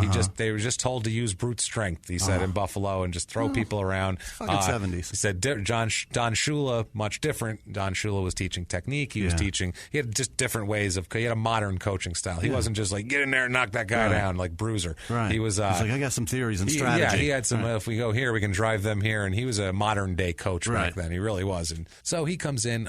It's a tough thing. He's injured all year long. Really? All year long he's hurt. And after the season he ends up having surgery. But we have an in their own words about his injuries here in Miami in '72. In their own words, quote, I ruptured a disc in my lower back and had to have it removed. It got so bad I couldn't pick up my right leg at all. I tried to shrug it off and keep playing, but it was no use. Oh, my God. It's hard to realize you're hurt when you've never been hurt before. I hope I can make it through this season healthy and do a good job. I was disappointed I didn't make it through last year. So they took it out. What the fuck did they put in there? Because you got to have a disc. You got to keep the fucking nerves separate. I don't know. A fucking vanilla wafer? I have no idea. What do they stick in there? Cadaver disc or something? Shit. You don't know that it's hard to realize you're hurt when you've never been hurt before. Yeah. No, it's not. I don't know. It's called pain, dickhead. Well, that shit hurts. Yeah, I think he's just like, well, it's just pain. But but he's always probably in pain. Yeah, hurt to where you can't play is like, huh? Yeah, What? What are you talking about? Can't lift your leg. I know that feeling, man. That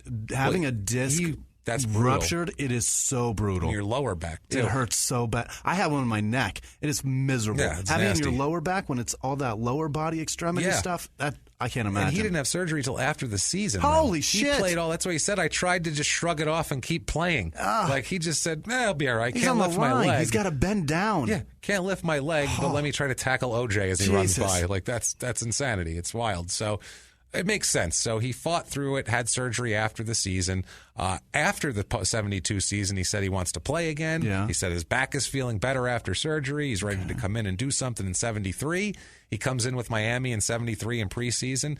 And apparently what they would do back then is they'd do a 12-minute run, not a mile run, a 12-minute run around the track. If you run a 7-minute mile or a 6-minute mile, you're running 2. Yeah, so basically he's, he's trying to see, they're just testing everybody. Yeah. I think they're also, too, they're seeing who's got cardio, who's been smoking 2 packs a day in the off season. Right. It's the 70s. These guys didn't have the same training routines. Who ate cake and shit. Yeah. At the camp, he's the slowest on the team. Of course. He was also the slowest on the team in 72 because he's a gigantic guy. 6'5", 250, 280. He's in his 30s now, too, so he's not going to... He's going to lose a step. He's going to lose a little step here. A teammate asked him how he did in the 12-minute run, and he said, a snail's pace.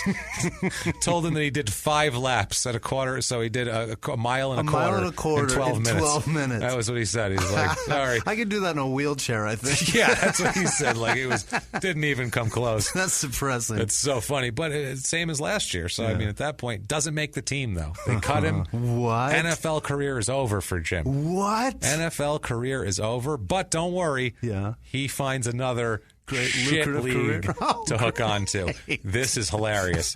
This is the World Football League. Oh, no. In 74, they came in. This was the ragtaggest shit pile of a league ever. Okay, they played in 74 and 75. Yeah. They said they wanted to bring American football to a worldwide stage. They were going to put teams in Asia and Europe and all this Barcelona shit. They said and shit like that. But the farthest they got was Hawaii.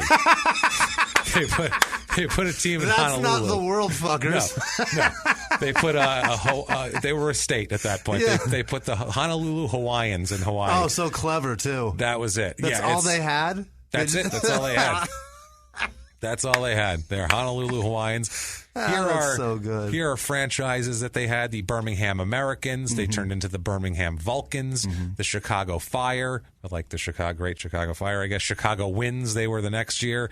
They just went the opposite way. What blows out fire? Fire, wind, fine. It was the Chicago Fire hoses. So, we're the Chicago Firemen. We're the Chicago... Well, right. Fucking stupid. We're the Chicago Water Sprinklers.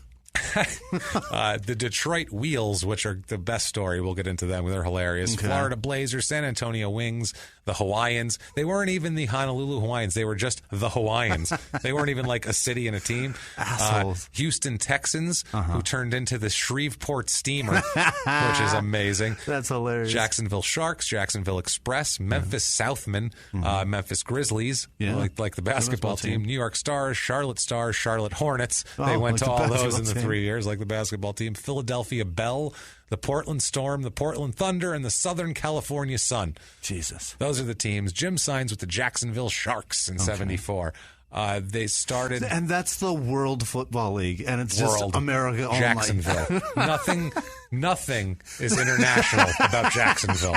Nothing screams culture like Jacksonville. If they have an international airport, they should change the fucking name of it. Nothing is international about Jacksonville whatsoever, man. It's as local as you get. They should be called the international airport. It should be called. I don't give a fuck where you're flying from here. We will not call this internet. I don't give a fuck if you're going to China. It's Jacksonville Continental Airport. Period. Shut the fuck up and get back into the. So, and we're only calling it Continental because the Continental breakfast is a joke, too. That's it. Right there. Oh, man. The World Football League, baby. Nothing but class. Fucking assholes. Unbelievable. So their league, their season starts July 10th in 74, and it started July 26th in 75, which is kind of, contending with the Canadian Football League, too. Same type of schedule because of the cold winters. Weeknight football they did. NFL games had Sundays, and then for Monday, they had Monday nights from 1970 on. The World Football League had Wednesday night football games and a Thursday night national TV game. It's weird. They went to they later got rid of the Wednesday and they went to Thursday night football, that sort of thing. Now, another thing they had this is the funniest thing in this whole shit. Okay, instead of using a 10-yard chain in football, you see the guys come out with move the sticks. Yeah, they move the sticks. Anybody who doesn't know, you'd see the big orange thing. They come out with the sticks and they measure, and it's the ref holds his little 3 fingers inches. up. Right. Yeah, 3 inches. Well, instead of using a 10-yard chain, they used a stick called the dick rod. They used a stick called the dick rod. I don't even know what to fucking say. That's awesome. About the dick yard.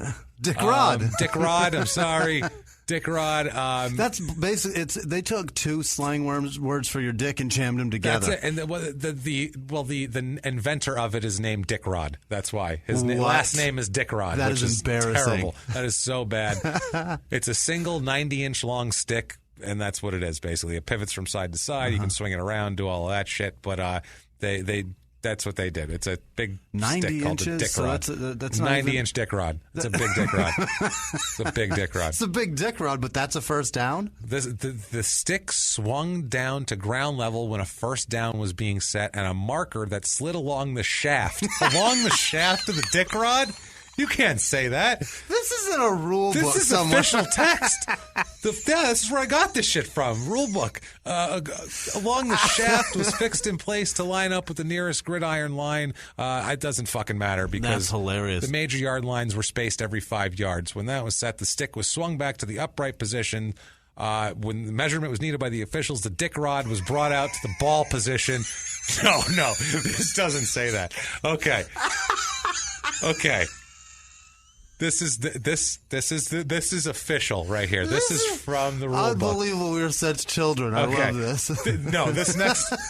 This is ridiculous. This next sentence I'm about to read you has to be on purpose. There's no way a serious person wrote this shit. I swear to God. They wrote this and then they said, we're going to have to teach officials this. How fucking great is this? Okay, here we go. Okay. Jesus Christ. When a measurement was needed by the officials, the dick rod was brought out to the ball position. The shaft swung down to ground level. The marker lined up with the nearest. It doesn't even matter. Unbelievable. They said wow. And you're supposed to take that rule seriously. The dick rod's brought out to the ball position and you swing the shaft down. That's serious. That was There was guys like, look, guys, they argued about that. People said, no, you don't bring the dick rod to the ball position. What do we do with the shaft? You got to swing the shaft. You got to swing the shaft. Wow. This World Football League at first looked like a big success because they were saying that they were averaging just under 43,000 a game, which is really, that's great. That's more than better success than the AFL had. But later on, it was proved that their box office numbers were completely full of shit.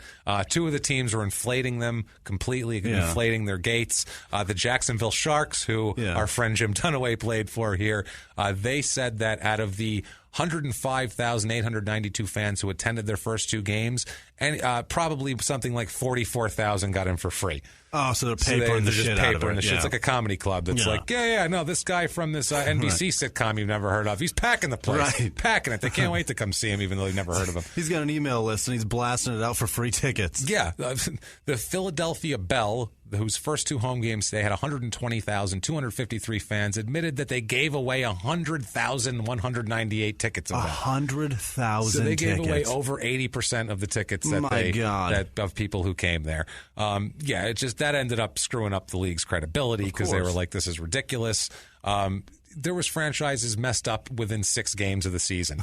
Like, teams didn't have basic team expenses. For instance, the Portland Storm, their players were being fed by local fans who had sympathy for them. Like, literally, they were going to people's houses to feed them dinner. You imagine Tom Brady knocks on some dick from Boston's door and is like, listen, we're broke. They get some pot roast or anything? You got, like, something cooking? Wow, Tom Brady's here. It's wicked cool. Come in. Unbelievable, man. So, another team, the Hornets, who, while they were in New York, they were the stars in New York, their uniforms were impounded because they didn't pay a laundry bill. They literally had lien on their uniforms. Clothes. Yeah, the Birmingham Americans were not paid for the last 2 months of the season. Holy shit. The Florida Blazers went 3 months without pay and survived on McDonald's meal vouchers. Oh, gross. That's all they had. And the Sharks were not paid for their last 6 games. So Jim only made money for half the season here. Only 2 of the teams could actually meet their payroll. Best, the Detroit Wheels. This is my favorite one here. The Detroit Wheels. They wanted to move. The team had 33 owners. Okay, what? That they were paying for team expenses out of pocket as they came. They were like, "What do we need? We need, $5,000 we need $5,000 for the plane." All right, well, here, put it on my American Express card. Like, they didn't have anything in place, like a real professional organization, which, like a business. Yeah, they said it was like a club football team, but playing at a professional level. The team was left several occasions without uniforms when they didn't pay the cleaning bill, forcing them to cancel practices. Several hotels and airlines went unpaid, and the Wheels were unable to fly to games or get a place to stay without paying in advance because their money was no good. One player was forced to pay a hospital bill for his son out of pocket because the team's insurance was useless. Holy shit. They had health insurance, and it was worthless. So he had to go to the hospital, take his son, he had to pay out of pocket because his insurance wasn't good. A lot of Americans can... back then, I don't have any. But back then, that was not a thing. There's a lot of people that are about to feel that same pain pretty soon. Yeah, no shit. Like me right now. Line up, fuckers. Yeah. So the coaches were unable to film games because they didn't have cameras. Yeah.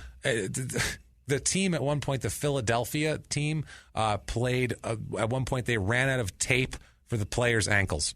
Oh, my God. That's how bad it was. They didn't have tape. Their ankles. Yeah, so this team, another thing that happened funny, John Matuzak, you know who that is? The guy that was as big as him over in Buffalo, right? Well, no, John Matuzak is Tom was the other guy. Yeah, Tom Staystack. Right. This is John Matuzak, who is Sloth in Goonies. Oh, John Matuzak. Jesus, that guy. Okay, so yeah, this is Sloth. This is Baby Ruth. That's this guy. I thought John that was Matuzak. what a real guy looked like. No, that's John Matuzak with some makeup. This guy tried to go play for the Houston Texans while he was under contract for the Houston Oilers. Yeah. And while he was on the field, attorneys for the Oilers sent federal marshals to the stadium.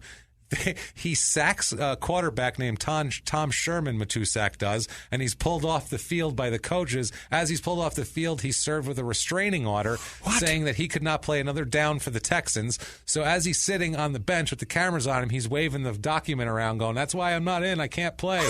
They won't let me play. So he wasn't allowed to do that, and they said that he wasn't allowed. A federal judge said he wasn't allowed to play for the Texans, and he couldn't play for them until after the 78 season, which doesn't matter because the league folds in 75. 75, Jackson. Leaving him to do shit like that? Leaving him to do... That's an ass pick of John Matusak and a teddy bear, and I've never been more scared. What in That is frightening. I feel like he did some Playgirl or something. Yeah, holy that is frightening. Shit. The sloth roll is not the worst he's ever looked. No, Jesus. That is awful. This World Bowl, by the way... Jesus. That's bad. He had some money problems, I think. I think probably, yeah. This World Football League, they tried to have the World Bowl, their Super Bowl here, and it looked like it wasn't going to take place because one of the teams owed $237,000 in federal back taxes. Holy shit. So the IRS agreed to let them play the game in return for a cut of the gate. So literally they were like partners with the IRS for this championship game. That's crazy. Yeah, it's wild. Both teams were owed money, and the teams only agreed to play if their owners promised to get them rings if they won. Wow. Ridiculous. So Jim plays for Jacksonville Express in 75 because the whole the thing other is team constantly died. robbing Peter to pay Paul. It the is. whole That's goddamn the whole every thing. day. It's a big scheme here. That year, actually, Larry Zonka, Jim Kick, and Paul Warfield came from the Dolphins into that league. Not on his team, but into that league. Darryl LaMonica came, who's the old Raiders quarterback there, the Mad Bomber. So, yeah, there you go. Also, too, they tried to get Joe Namath. The Chicago Winds really tried to get Joe Namath, who actually considered it. They even changed their uniforms to look more like the Jets uniforms to get Joe Namath to come there. He might be more comfortable with a semblance of home. Let's make the uniforms the same. Let's just make them green. That's ridiculous. They rejected him. He ended up going and not playing with them. League folds after 75. Jim's all, but now what do you do? Jesus Christ. Now you're out. You're out of the league. You're in your 30s. What do you do? You what used would you to do? Be everything. Yeah, what would you do? Commit crimes. Commit crimes. Well, he decides to buy a cattle ranch and produce beef. That's his idea. The best idea in Mississippi. He also says he's going to produce dairy. Yeah. Becomes a full-blown ranch farm guy. He put everything in. All in. This is his boy. entire life. I saw in the paper that, dude, this was so hard to research this episode. December 14th, 1978, I found in the newspaper in Mississippi a post there in like the legal notices section where he posts that all lands owned by James K. Dunaway are now off limits to fishing, hunting, and trespassing. Oh my God! So yeah, I found that. He just posted that. He's just telling everybody to stay the fuck away. Yeah, stop fishing in my shit. I got fish to raise. What is it? Why does he give a shit about the fish? No fishing, no trees. He doesn't want people on his property. I think he probably had a lot of people. And if you posted the sign, then you posted in the paper. Now it's legal. And everybody knows, because otherwise you might not see one sign tacked to a tree. Well, read the paper. Now it's in the paper. God damn it! You don't do that shit. Now, June 28th, 1984. So he's been ranching for years now. He's been ranching for 8 years. There's an article all about Jim's ranching. This was woof, boy. The government at this point is paying dairy farmers not to produce milk because of an abundance of milk at the time. The prices were going in the shitter. So they were paying them not to, do this. And this is an article about how Jim has some time off finally. He played football. He jumped right into dairy. Not now on tits anymore. He's got so much time. He's got to take a break. And we have an in their own words about this. Okay. This is a, keep in mind, national champion, pro champion, NFL, Super Bowl, everything this guy is. He says, in their own words, quote, "I've missed 2 milkings in the past 8 years. Once it was to see my son play in the high school all-star football game, and the other was when Ole Miss played Alabama a few years ago. That was the 20th anniversary of our graduating class. The management and stress on dairymen is a lot more than I thought. There's the milking, and you have to keep something green growing so they'll keep producing milk, and the weather's a gamble to begin with. I'd be better off in Vegas." Jesus. Which made me think of Over the Top. You ain't got a prayer in Vegas, obviously. I'm like, you ain't got a prayer here or in Vegas. Dunaway, I'll rip your shitting arm off, mister. So, Anyway, he says when he first got into the beef was the moneymaker. How hilarious also, too, that he played on a team with a guy that went and then he went to prison because he went to Vegas. That's true. That is true. Maybe you're not better off in Vegas, man. They have way more in common than that. Trust me. Right. Way more in common. All right. He says that the beef got expensive and he had to, rather than the cattle paying the bills, he was paying the cattle's bills, is what he said. He said dairy feed went from $135 a ton up to $210 a ton in just a couple years. That's a lot of fucking food. That's a shitload. Jesus. Milk, do you know what? This is interesting here. Milk prices didn't go up as much, though, and he's a dairy farmer. They went from $10 per hundredweight. What the fuck is that, by the way? I don't know shit like that. Went from $10. If you're selling milk by the hundredweight, not even the measurable, I don't even know what that is. How much is that in volume? That's not a consumer amount right there. Like, you can't buy a hundredweight. I don't buy gallons, sir. Yeah. How many gallons is that? You can't buy a hundredweight at the grocery store. I guess that's maybe it's 100 gallons. Unhomogenized and that's straight out of the cow. Right. I don't know. Whatever hundredweight is. That sounds like the measurement of oil, though. That's it. And it only went up to $12 per hundredweight in the last 8 years, but feed went up from $135 a ton to $210 a ton. Oh, so Jesus. As you can see, this is a tough deal. He's paying deal. a lot more and making the same amount of money. Yeah, all in all, business is sucking, and the government check he's getting, though, for now the government's paying people not to produce. Yeah. So he said he's decided to scale back his dairy business, kick it a little bit. He said he'll still do it. He likes making his own decisions. He says he also has a boss back at the house, though. His wife, Nana, obviously. That's his boss back at the house there. He's trying to be cutesy. Yeah. He hired a man named Hayes. Doesn't even have a first name. He's a southern milker. Doesn't even have a first name. He's a southern milker. They don't even. That's just Hayes. Don't worry about him. He'll die out there milking the cows, and we'll just put him right into the big trough. No one will ever notice. Right into the pigs. They won't even throw them right into all that tonnage, like in Deadwood. Of food. Yep, just like in Deadwood. No problem. Mr. Wu. Watch Deadwood, Jimmy. Right. So he said he hired Hayes to milk the cows, but he can't help but look over his shoulder because that's his business. Yeah. He's a cowman. Yeah. Or dairyman, actually. Cattleman. He's a dairyman at this point, is how he describes himself, actually. Right. So he's doing all of that. March 29th, 1991. He's been 15 years in the dairy business now. I mean, he's a damn dairy farmer. He's rocking it. He's inducted into the Mississippi Sports Hall of Fame. Along with Harris Stewart, Red Stroud, and Dizzy Dean, the Hall of Fame Cardinals pitcher from back in the day. And he shows up with cow shit all over him. Cow shit everywhere. 1990s, early 1990s here, 93, 92, 93. Jim begins having an affair on his wife. Uh-oh. So much for years. She's the boss. Yeah, she's not the boss now. A woman named Linda Robin. He starts spending a bunch of cash on her, too. Like out of a dairy guy's. Hey, buddy. Yeah, this you don't is have that crazy. Leads to March 1995. Jim moves out of the house with Nana. It's a wife of 34 years. He's had enough of her shit. Yep, and he is open completely about that. He's moving in with Linda. Oh, boy. And you fuck yourself, lady. I'm moving in with Linda. That's it. 95, he files for divorce. He's got kids? Oh, yeah, they have a couple kids. Yeah, okay. Of course. Of course Damn they it. have a couple kids. Let's find out about those kids in a minute. They're going to come in big time. He's going to wish he never had those kids soon. And we're going to be thankful that he did. All right. Put it that way. All right. 95, he files for divorce. Yeah. He says that prior to the separation, they had worked diligently for accumulation of assets consisting of property, equipment, livestock, dairy farm, all this shit. Yeah. There's plenty of tits out there that she owns half of. Yeah, that's the thing. Yeah, she owns half of a lot of tits. Now, when he filed for divorce, he obtained a court order entitling him to sole operation of the dairy pending final resolution. This is just like a temporary thing here. Problem is, at about the same time he leaves the home here with Nana, he pretty much stops taking care of any of the debts or any of the bills associated with the business. That's he just cool. stops paying shit and just starts spending money on his girlfriend pretty much.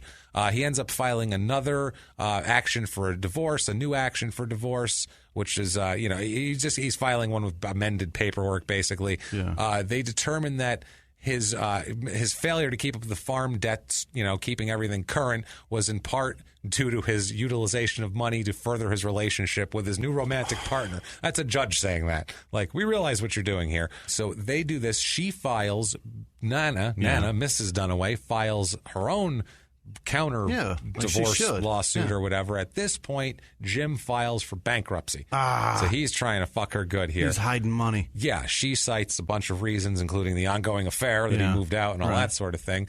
The judge gives her a divorce, gives Nana a divorce on the grounds of his... They call it in court records uncondoned adultery. So apparently, if she said it was okay, it's not adultery. Uncondoned. She went, I told you not to do that.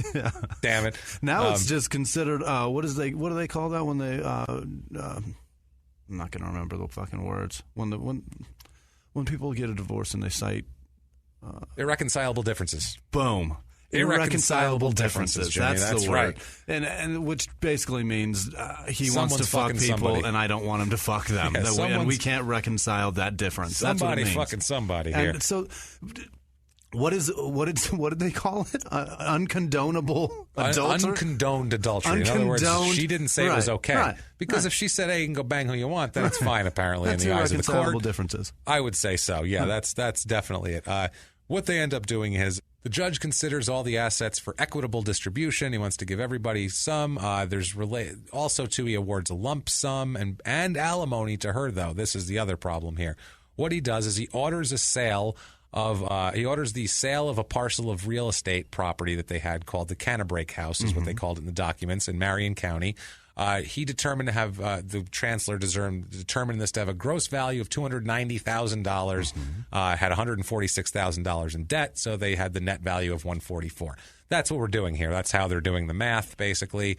$72,000 apiece. Yes, and they said sell that, apply that toward other debts. Blah blah blah, all this sort of thing, and there's a lot of funky math and numbers here. Anyway, in the end, they award Jim the remaining land in the Marion County thing, because the Marion County property, because they sold off a parcel of it. This was the land, fixtures, and that were actually used in the dairy operation. Yeah, he gets all of that. Silo, all the machines that suck on the tits. All exactly, that stuff. Everything. Yeah. So the judge determines the gross value of this property to be $550,000. Jeez, that's all it takes to have a dairy farm? That's it, apparently. Well, this is it's still 95. So that's not that long ago. Still seems fairly cheap. It still seems fairly cheap. Yeah. But then also too, there's a bank loan of $45,000. He's supposed to assume responsibility of that. He receives all the farm equipment, livestock. They had a lot in California. $14,000 in stocks. Which they also had $14,000 in debts. So that was a wash.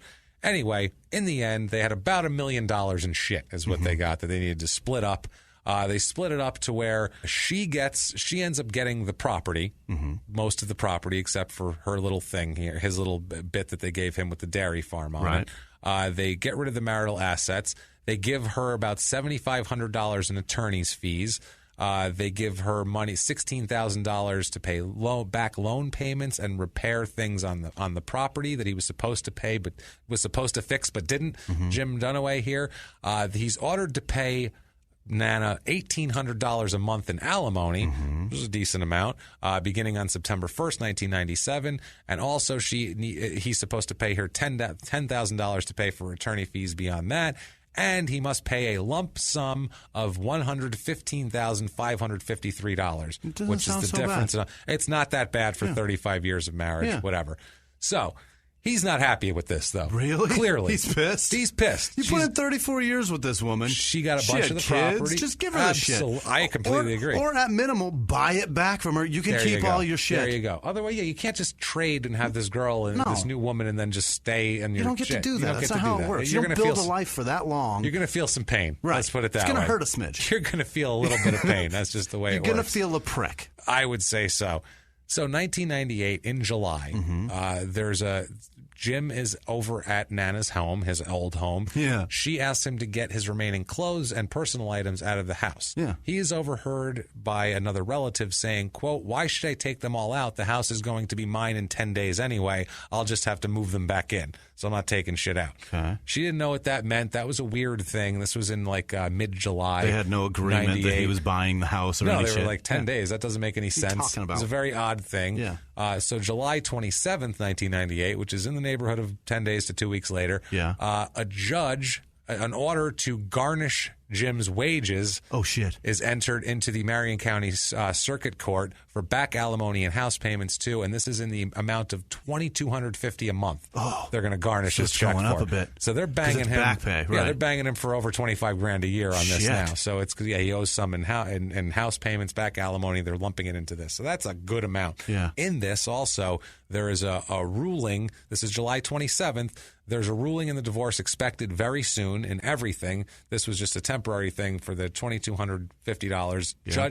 That day, though, the order to garnish the wages was filed, and this was going down. Okay. That day, same day, Jim goes to see Nana at her home. Uh-oh. We don't know what happened. We have no idea. We do know that he leaves, and later on that night, a relative comes over and finds Nana dead in her half-empty swimming pool. Oh, shit. She is dead, face down. Blood is everywhere in her half-empty swimming pool. So she didn't just go for a dip. Swimming, no. She didn't go for a dip and drown. It's a half-empty, shitty swimming pool. Right. Autopsy results showed that she died from drowning, but was definitely placed in the pool after multiple blunt force trauma to the back of the head, resulting in a skull fracture, bruises on her arms, and bruises on her body. Yeah, so she clearly slipped and fell down those concrete steps into the pool several times. Just bounced her way down the pool. She got back up and then said, "I can still swim. I can do it." She's like, "I got to get down these steps without falling. I'm going to do it over and over and over again." Yeah, the Marion County coroner. Maybe she was definitely skateboarding that pool. Definitely, that's possible. That's what happened. Yeah, you know what? She was trying to drain it, and she's like, "I'll just ride the top for now." Lords of Dogtown. That's right. I gotta do this. I'm just gonna do some grinds on the top, and then I'll dip in when it's all drained, all drowned. So, all drained. That was the right thing the first time. Marion County Coroner Norma Williams said the autopsy also revealed that she had an open fracture to her skull and was unconscious when she was placed in the water. Oh, my God. So her head is split open, her skull is split open, and she's unconsciously placed in the water.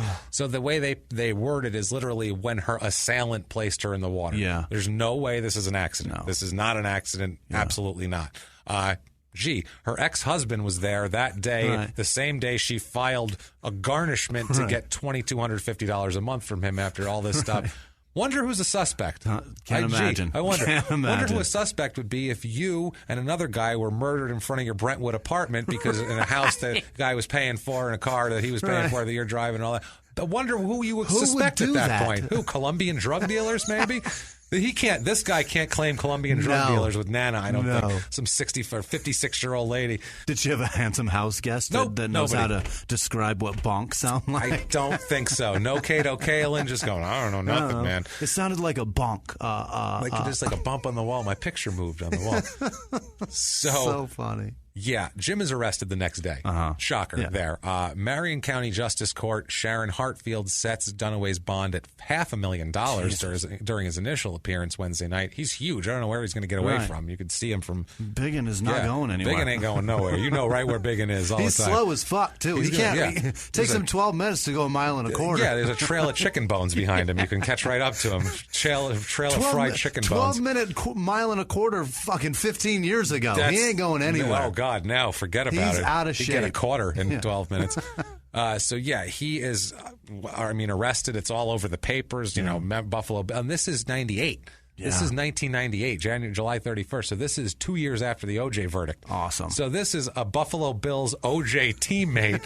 It's insane. A white Buffalo Bill. That's it. This team is generating some wife killers. Yeah, it is. But he wasn't as famous as OJ, so it really didn't get the publicity. It really didn't, because OJ was on commercials. Yeah. He was a movie star, for Christ. He's Nordberg. Isotoners. Yeah, isotoners. He's selling gloves, goddammit. He's getting pushed down the stairs by Leslie Nielsen. He's got a career. He's on a creepy crawler underneath a truck being drug around town. This guy, not at all. So that's how this happens here. Now, 1998, after this murder, there's people are the children, their children, Jim and Nana's children, Jason and Katrina. They start a trend where they are tying black ribbons around poles, having people do it all over town to show support for the solving of their mother's murder. Yeah. Which I think it's pretty solved. They know, right? So he's been charged with murder. He gets officially charged with the murder, and a few days. They have to take him to the grand jury for indictment. The grand jury fails to indict him on the murder charge. I have no fucking idea. No idea how they did not indict him. Did they get the same jury from L.A.? What the fuck happened? I can't even begin. I mean, he was the circumstantial evidence is off the charts. That's unbelievable. It's unreal circumstantial evidence. He was there, for fuck's sake. He was there that day. Admits to being there. The same day she tried to garnish his wages. But he's like, somebody must have come after me, bashed her head in and drowned her. Somebody else must hate her more than me. Super weird. I wonder who else she's garnishing. Right. You know what I mean? So.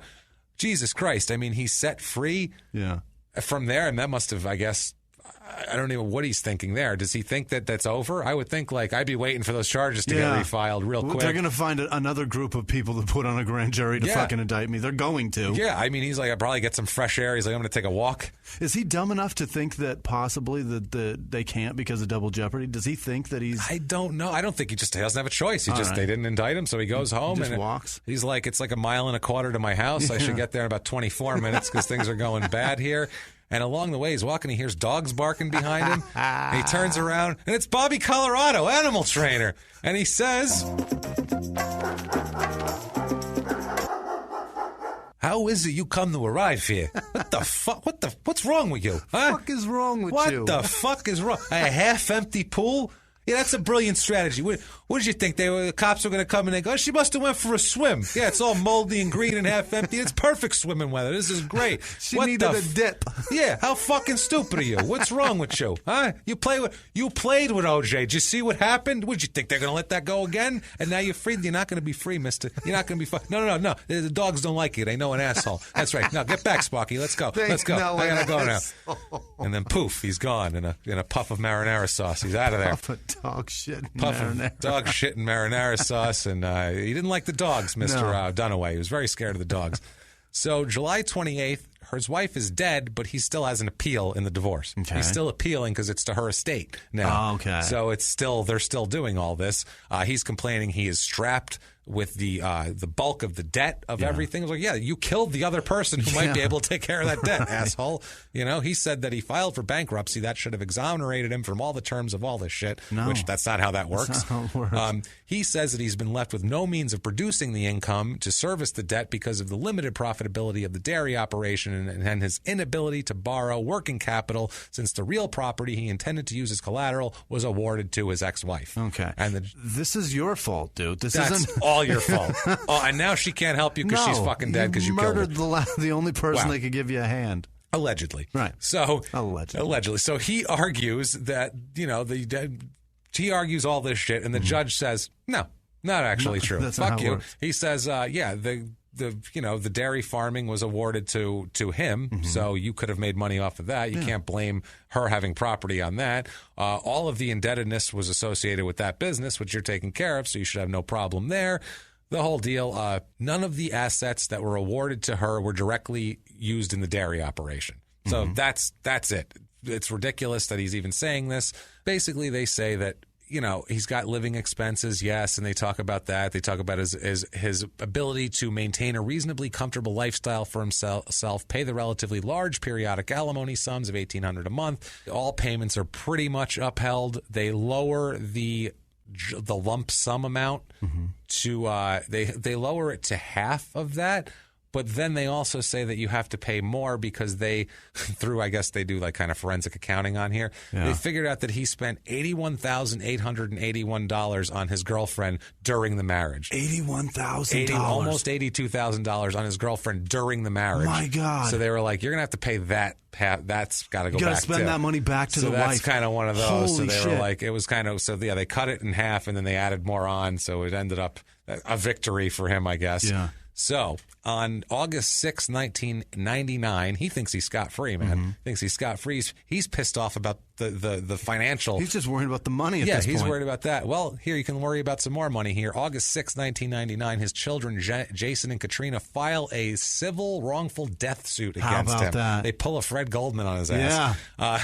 Lawsuit also names Jane and John Doe as co-defendants who, quote, aided, abetted, encouraged, or assisted James K. Dunaway to cover up his actions. So they're saying him and anybody else that he was involved with. He's got some cohorts somewhere. Whoever we figure out that they don't think he was, but just in case they do it or whatever. Suit claims that Jim was bitter over the divorce settlement, obviously. The suit says, quote, Nanil Gates Dunaway died as a direct result of drowning contributed to by blunt force trauma of the head. When the body was found, she had suffered numerous wounds to the head and arms. According to the Mississippi State medical examiners, these findings are strongly suggestive of homicide. So, they have an attorney named Clark Hicks. He says that they hope to get a verdict against him that would give the district attorney more evidence to pursue a criminal charge. That is their ultimate goal, to get him put in prison. And they want to out more evidence on this to where they want to show the DA that you can pursue this and you just didn't do it right. He said, quote, we're hoping the DA's office will present his case again to the grand jury following the outcome of this case. So, September 9th, 1999, Jim officially hands over his property to the First Federal Bank. They foreclose on him. Yeah. So now he's got no more dairy farm either. This depressing. He is on a toboggan from grace right now, man. He is firing down that hill from grace. Holy shit. I mean, this is fuck. I mean, think about the life. He started out so well. It was so great. It was so promising. Now he's goddamn killed his wife. He killed his kid's fucking mother like an asshole. This Linda lady that he drug into his little den. I don't know what happened to the goddamn cows that he's been. I feel bad for all these people, Jimmy. Feel bad for all these people.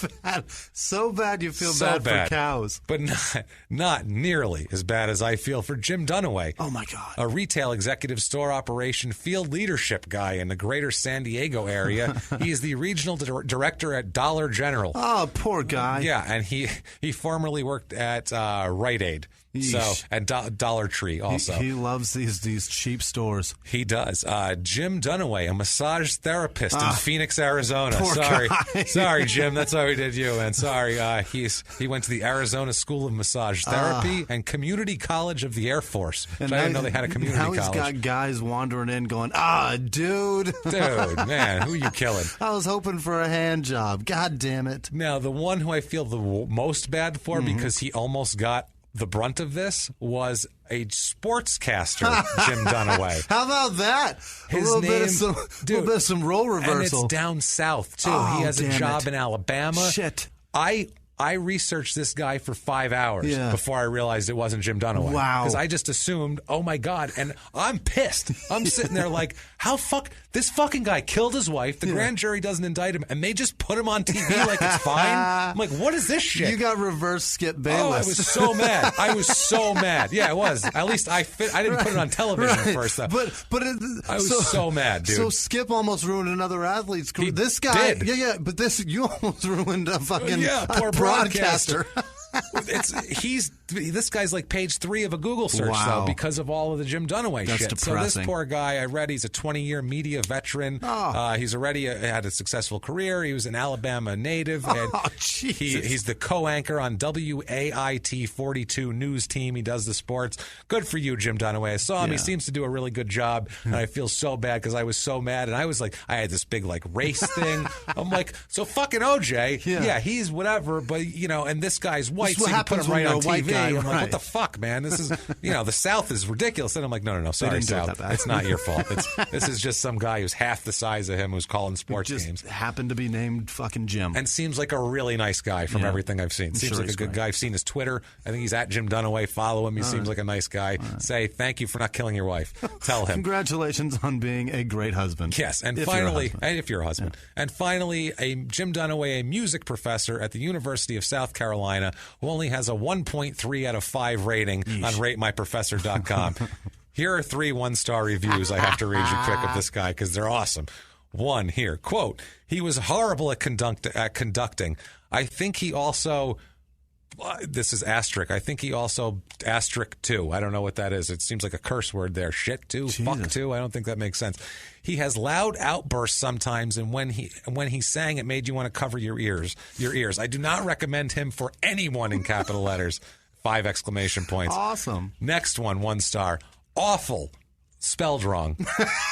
With an E? Capital letters with an E. AWEFUL exclamation point. The worst choir director I've ever had. Totally grades on attendance and class 3 times a week for 5 hours is a nightmare to sit through. Next, this is my favorite one. Worst teacher I've ever had. Can't conduct at all. Plus, his teeth are horrible. They will distract you the entire time. Do anything you can to avoid his class. He's a terrible conductor. Holy That's shit. what everybody else wanted to say when they're saying he's a terrible conductor, worst teacher I've ever had. Wow. I'm going to tell you why. Because you can't pay attention to what note he's telling you to play because of those fucking you're distracted. teeth. His fucking teeth in his head. By his baked bean teeth. His fucking Steve Buscemi mouth. Oh, man. God. So the civil trial, back to that, the judge ends up taking away the murder and negligence charges, but they will let the jury deliberate on wrongful death by willful, deliberate, and malicious assault and battery, which sounds like wordy murder to me. It just sounds like wordy fucking murder. I'm sorry. It really does. Now, his attorney, Wayne Dowdy, unquestionably silver-haired, middle-aged white man here, questioned how the evidence was gathered, said that a family member assisted in the gathering because he found the body, and he, so ridiculous. He said that even though he was arrested, Jim was arrested as within 24 hours of the death. He had no marks. He had no bruises. He actually said, quote, "This man didn't have as much as one teeny weeny scratch on him. Not one iota of a bruise. Nothing." He said teeny weeny. Teeny weeny. He said in a court of law. What an asshole. He said that the grand juries can indict with such little evidence, like they always say. It's a famous thing. Grand jury will indict a ham sandwich. It's like the famous old quote. But they didn't indict him, probably because he was also a famous local. Who knows? He said, I feel sorry for this family, but Jim Dunaway didn't do it. His attorney said that, yes, there was some blood on Jim's clothing and personal items that were at his home, but the DNA tests were inconclusive, so we can't prove that it was her blood. But he had a bunch of shit with blood on it, so that wasn't his because he had no cuts, not one teeny weeny scratch, not one iota of a bruise. Wow. So right there, I'd be like, he was all scratched up. That's all his blood. It's all inconclusive. Wow. He got a kitten, and you know how sharp their fucking claws are. Yeah, you know how it is. His attorney said that the plaintiffs presented no new evidence against the client, the same thing that went in front of the grand jury. He said the only thing they brought forward is that he was seen at her house that day, which he has admitted from the beginning because he had no choice. Jim testifies.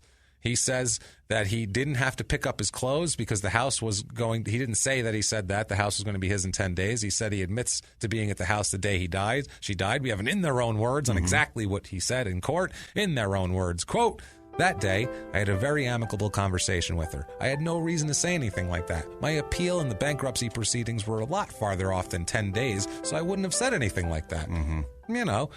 There is a much lower burden of proof in civil cases that we know of. Right. It's the way I always thought of it is like in a criminal case. I feel like in the jury you got to be like 80% sure. Right. You got to be like it's beyond reasonable doubt. So that's about 80%.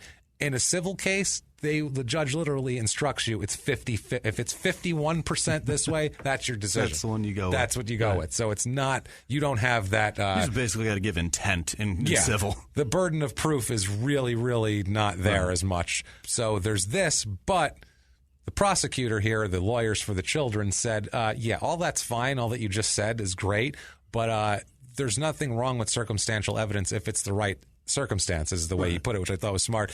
He said that it was ridiculous to say that the bruises and cuts on her body were not caused on purpose because they were saying she must have fell down. I don't know anything. This guy says, Gunn says, he questioned how she might, quote, might have accidentally been grabbed by the arm or accidentally been hit 2 or more times in the back of the head with a blunt object. I would question that too. In closing, his lawyer said, this is Jim's lawyer. Jim's lawyer said, Dowdy said, make no mistake about it. If the jury finds him responsible, then that's them saying that they think he purposely and knowingly caused her death. Yeah. That's like a way to get them to not say that he did. Meanwhile, it's the opposite. He's trying to throw some guilt on him. They're like, okay, we're good with that. No, he's trying to take guilt off of him, his attorney. He's saying, that's what I mean. He's trying to put the guilt on the jury. Saying, hey, don't do that to the poor guy. Careful now. He's been through enough. Jurors deliberate for 4 hours before finally returning a verdict of guilty of the wrongful death. Jurors were 9-3 in favor of guilty because you just have to win a majority. Right. They award the children an amount in the total of $579,112. Brutal. Which is a lot for him at this point. He's just got his property taken from bankruptcy and everything else.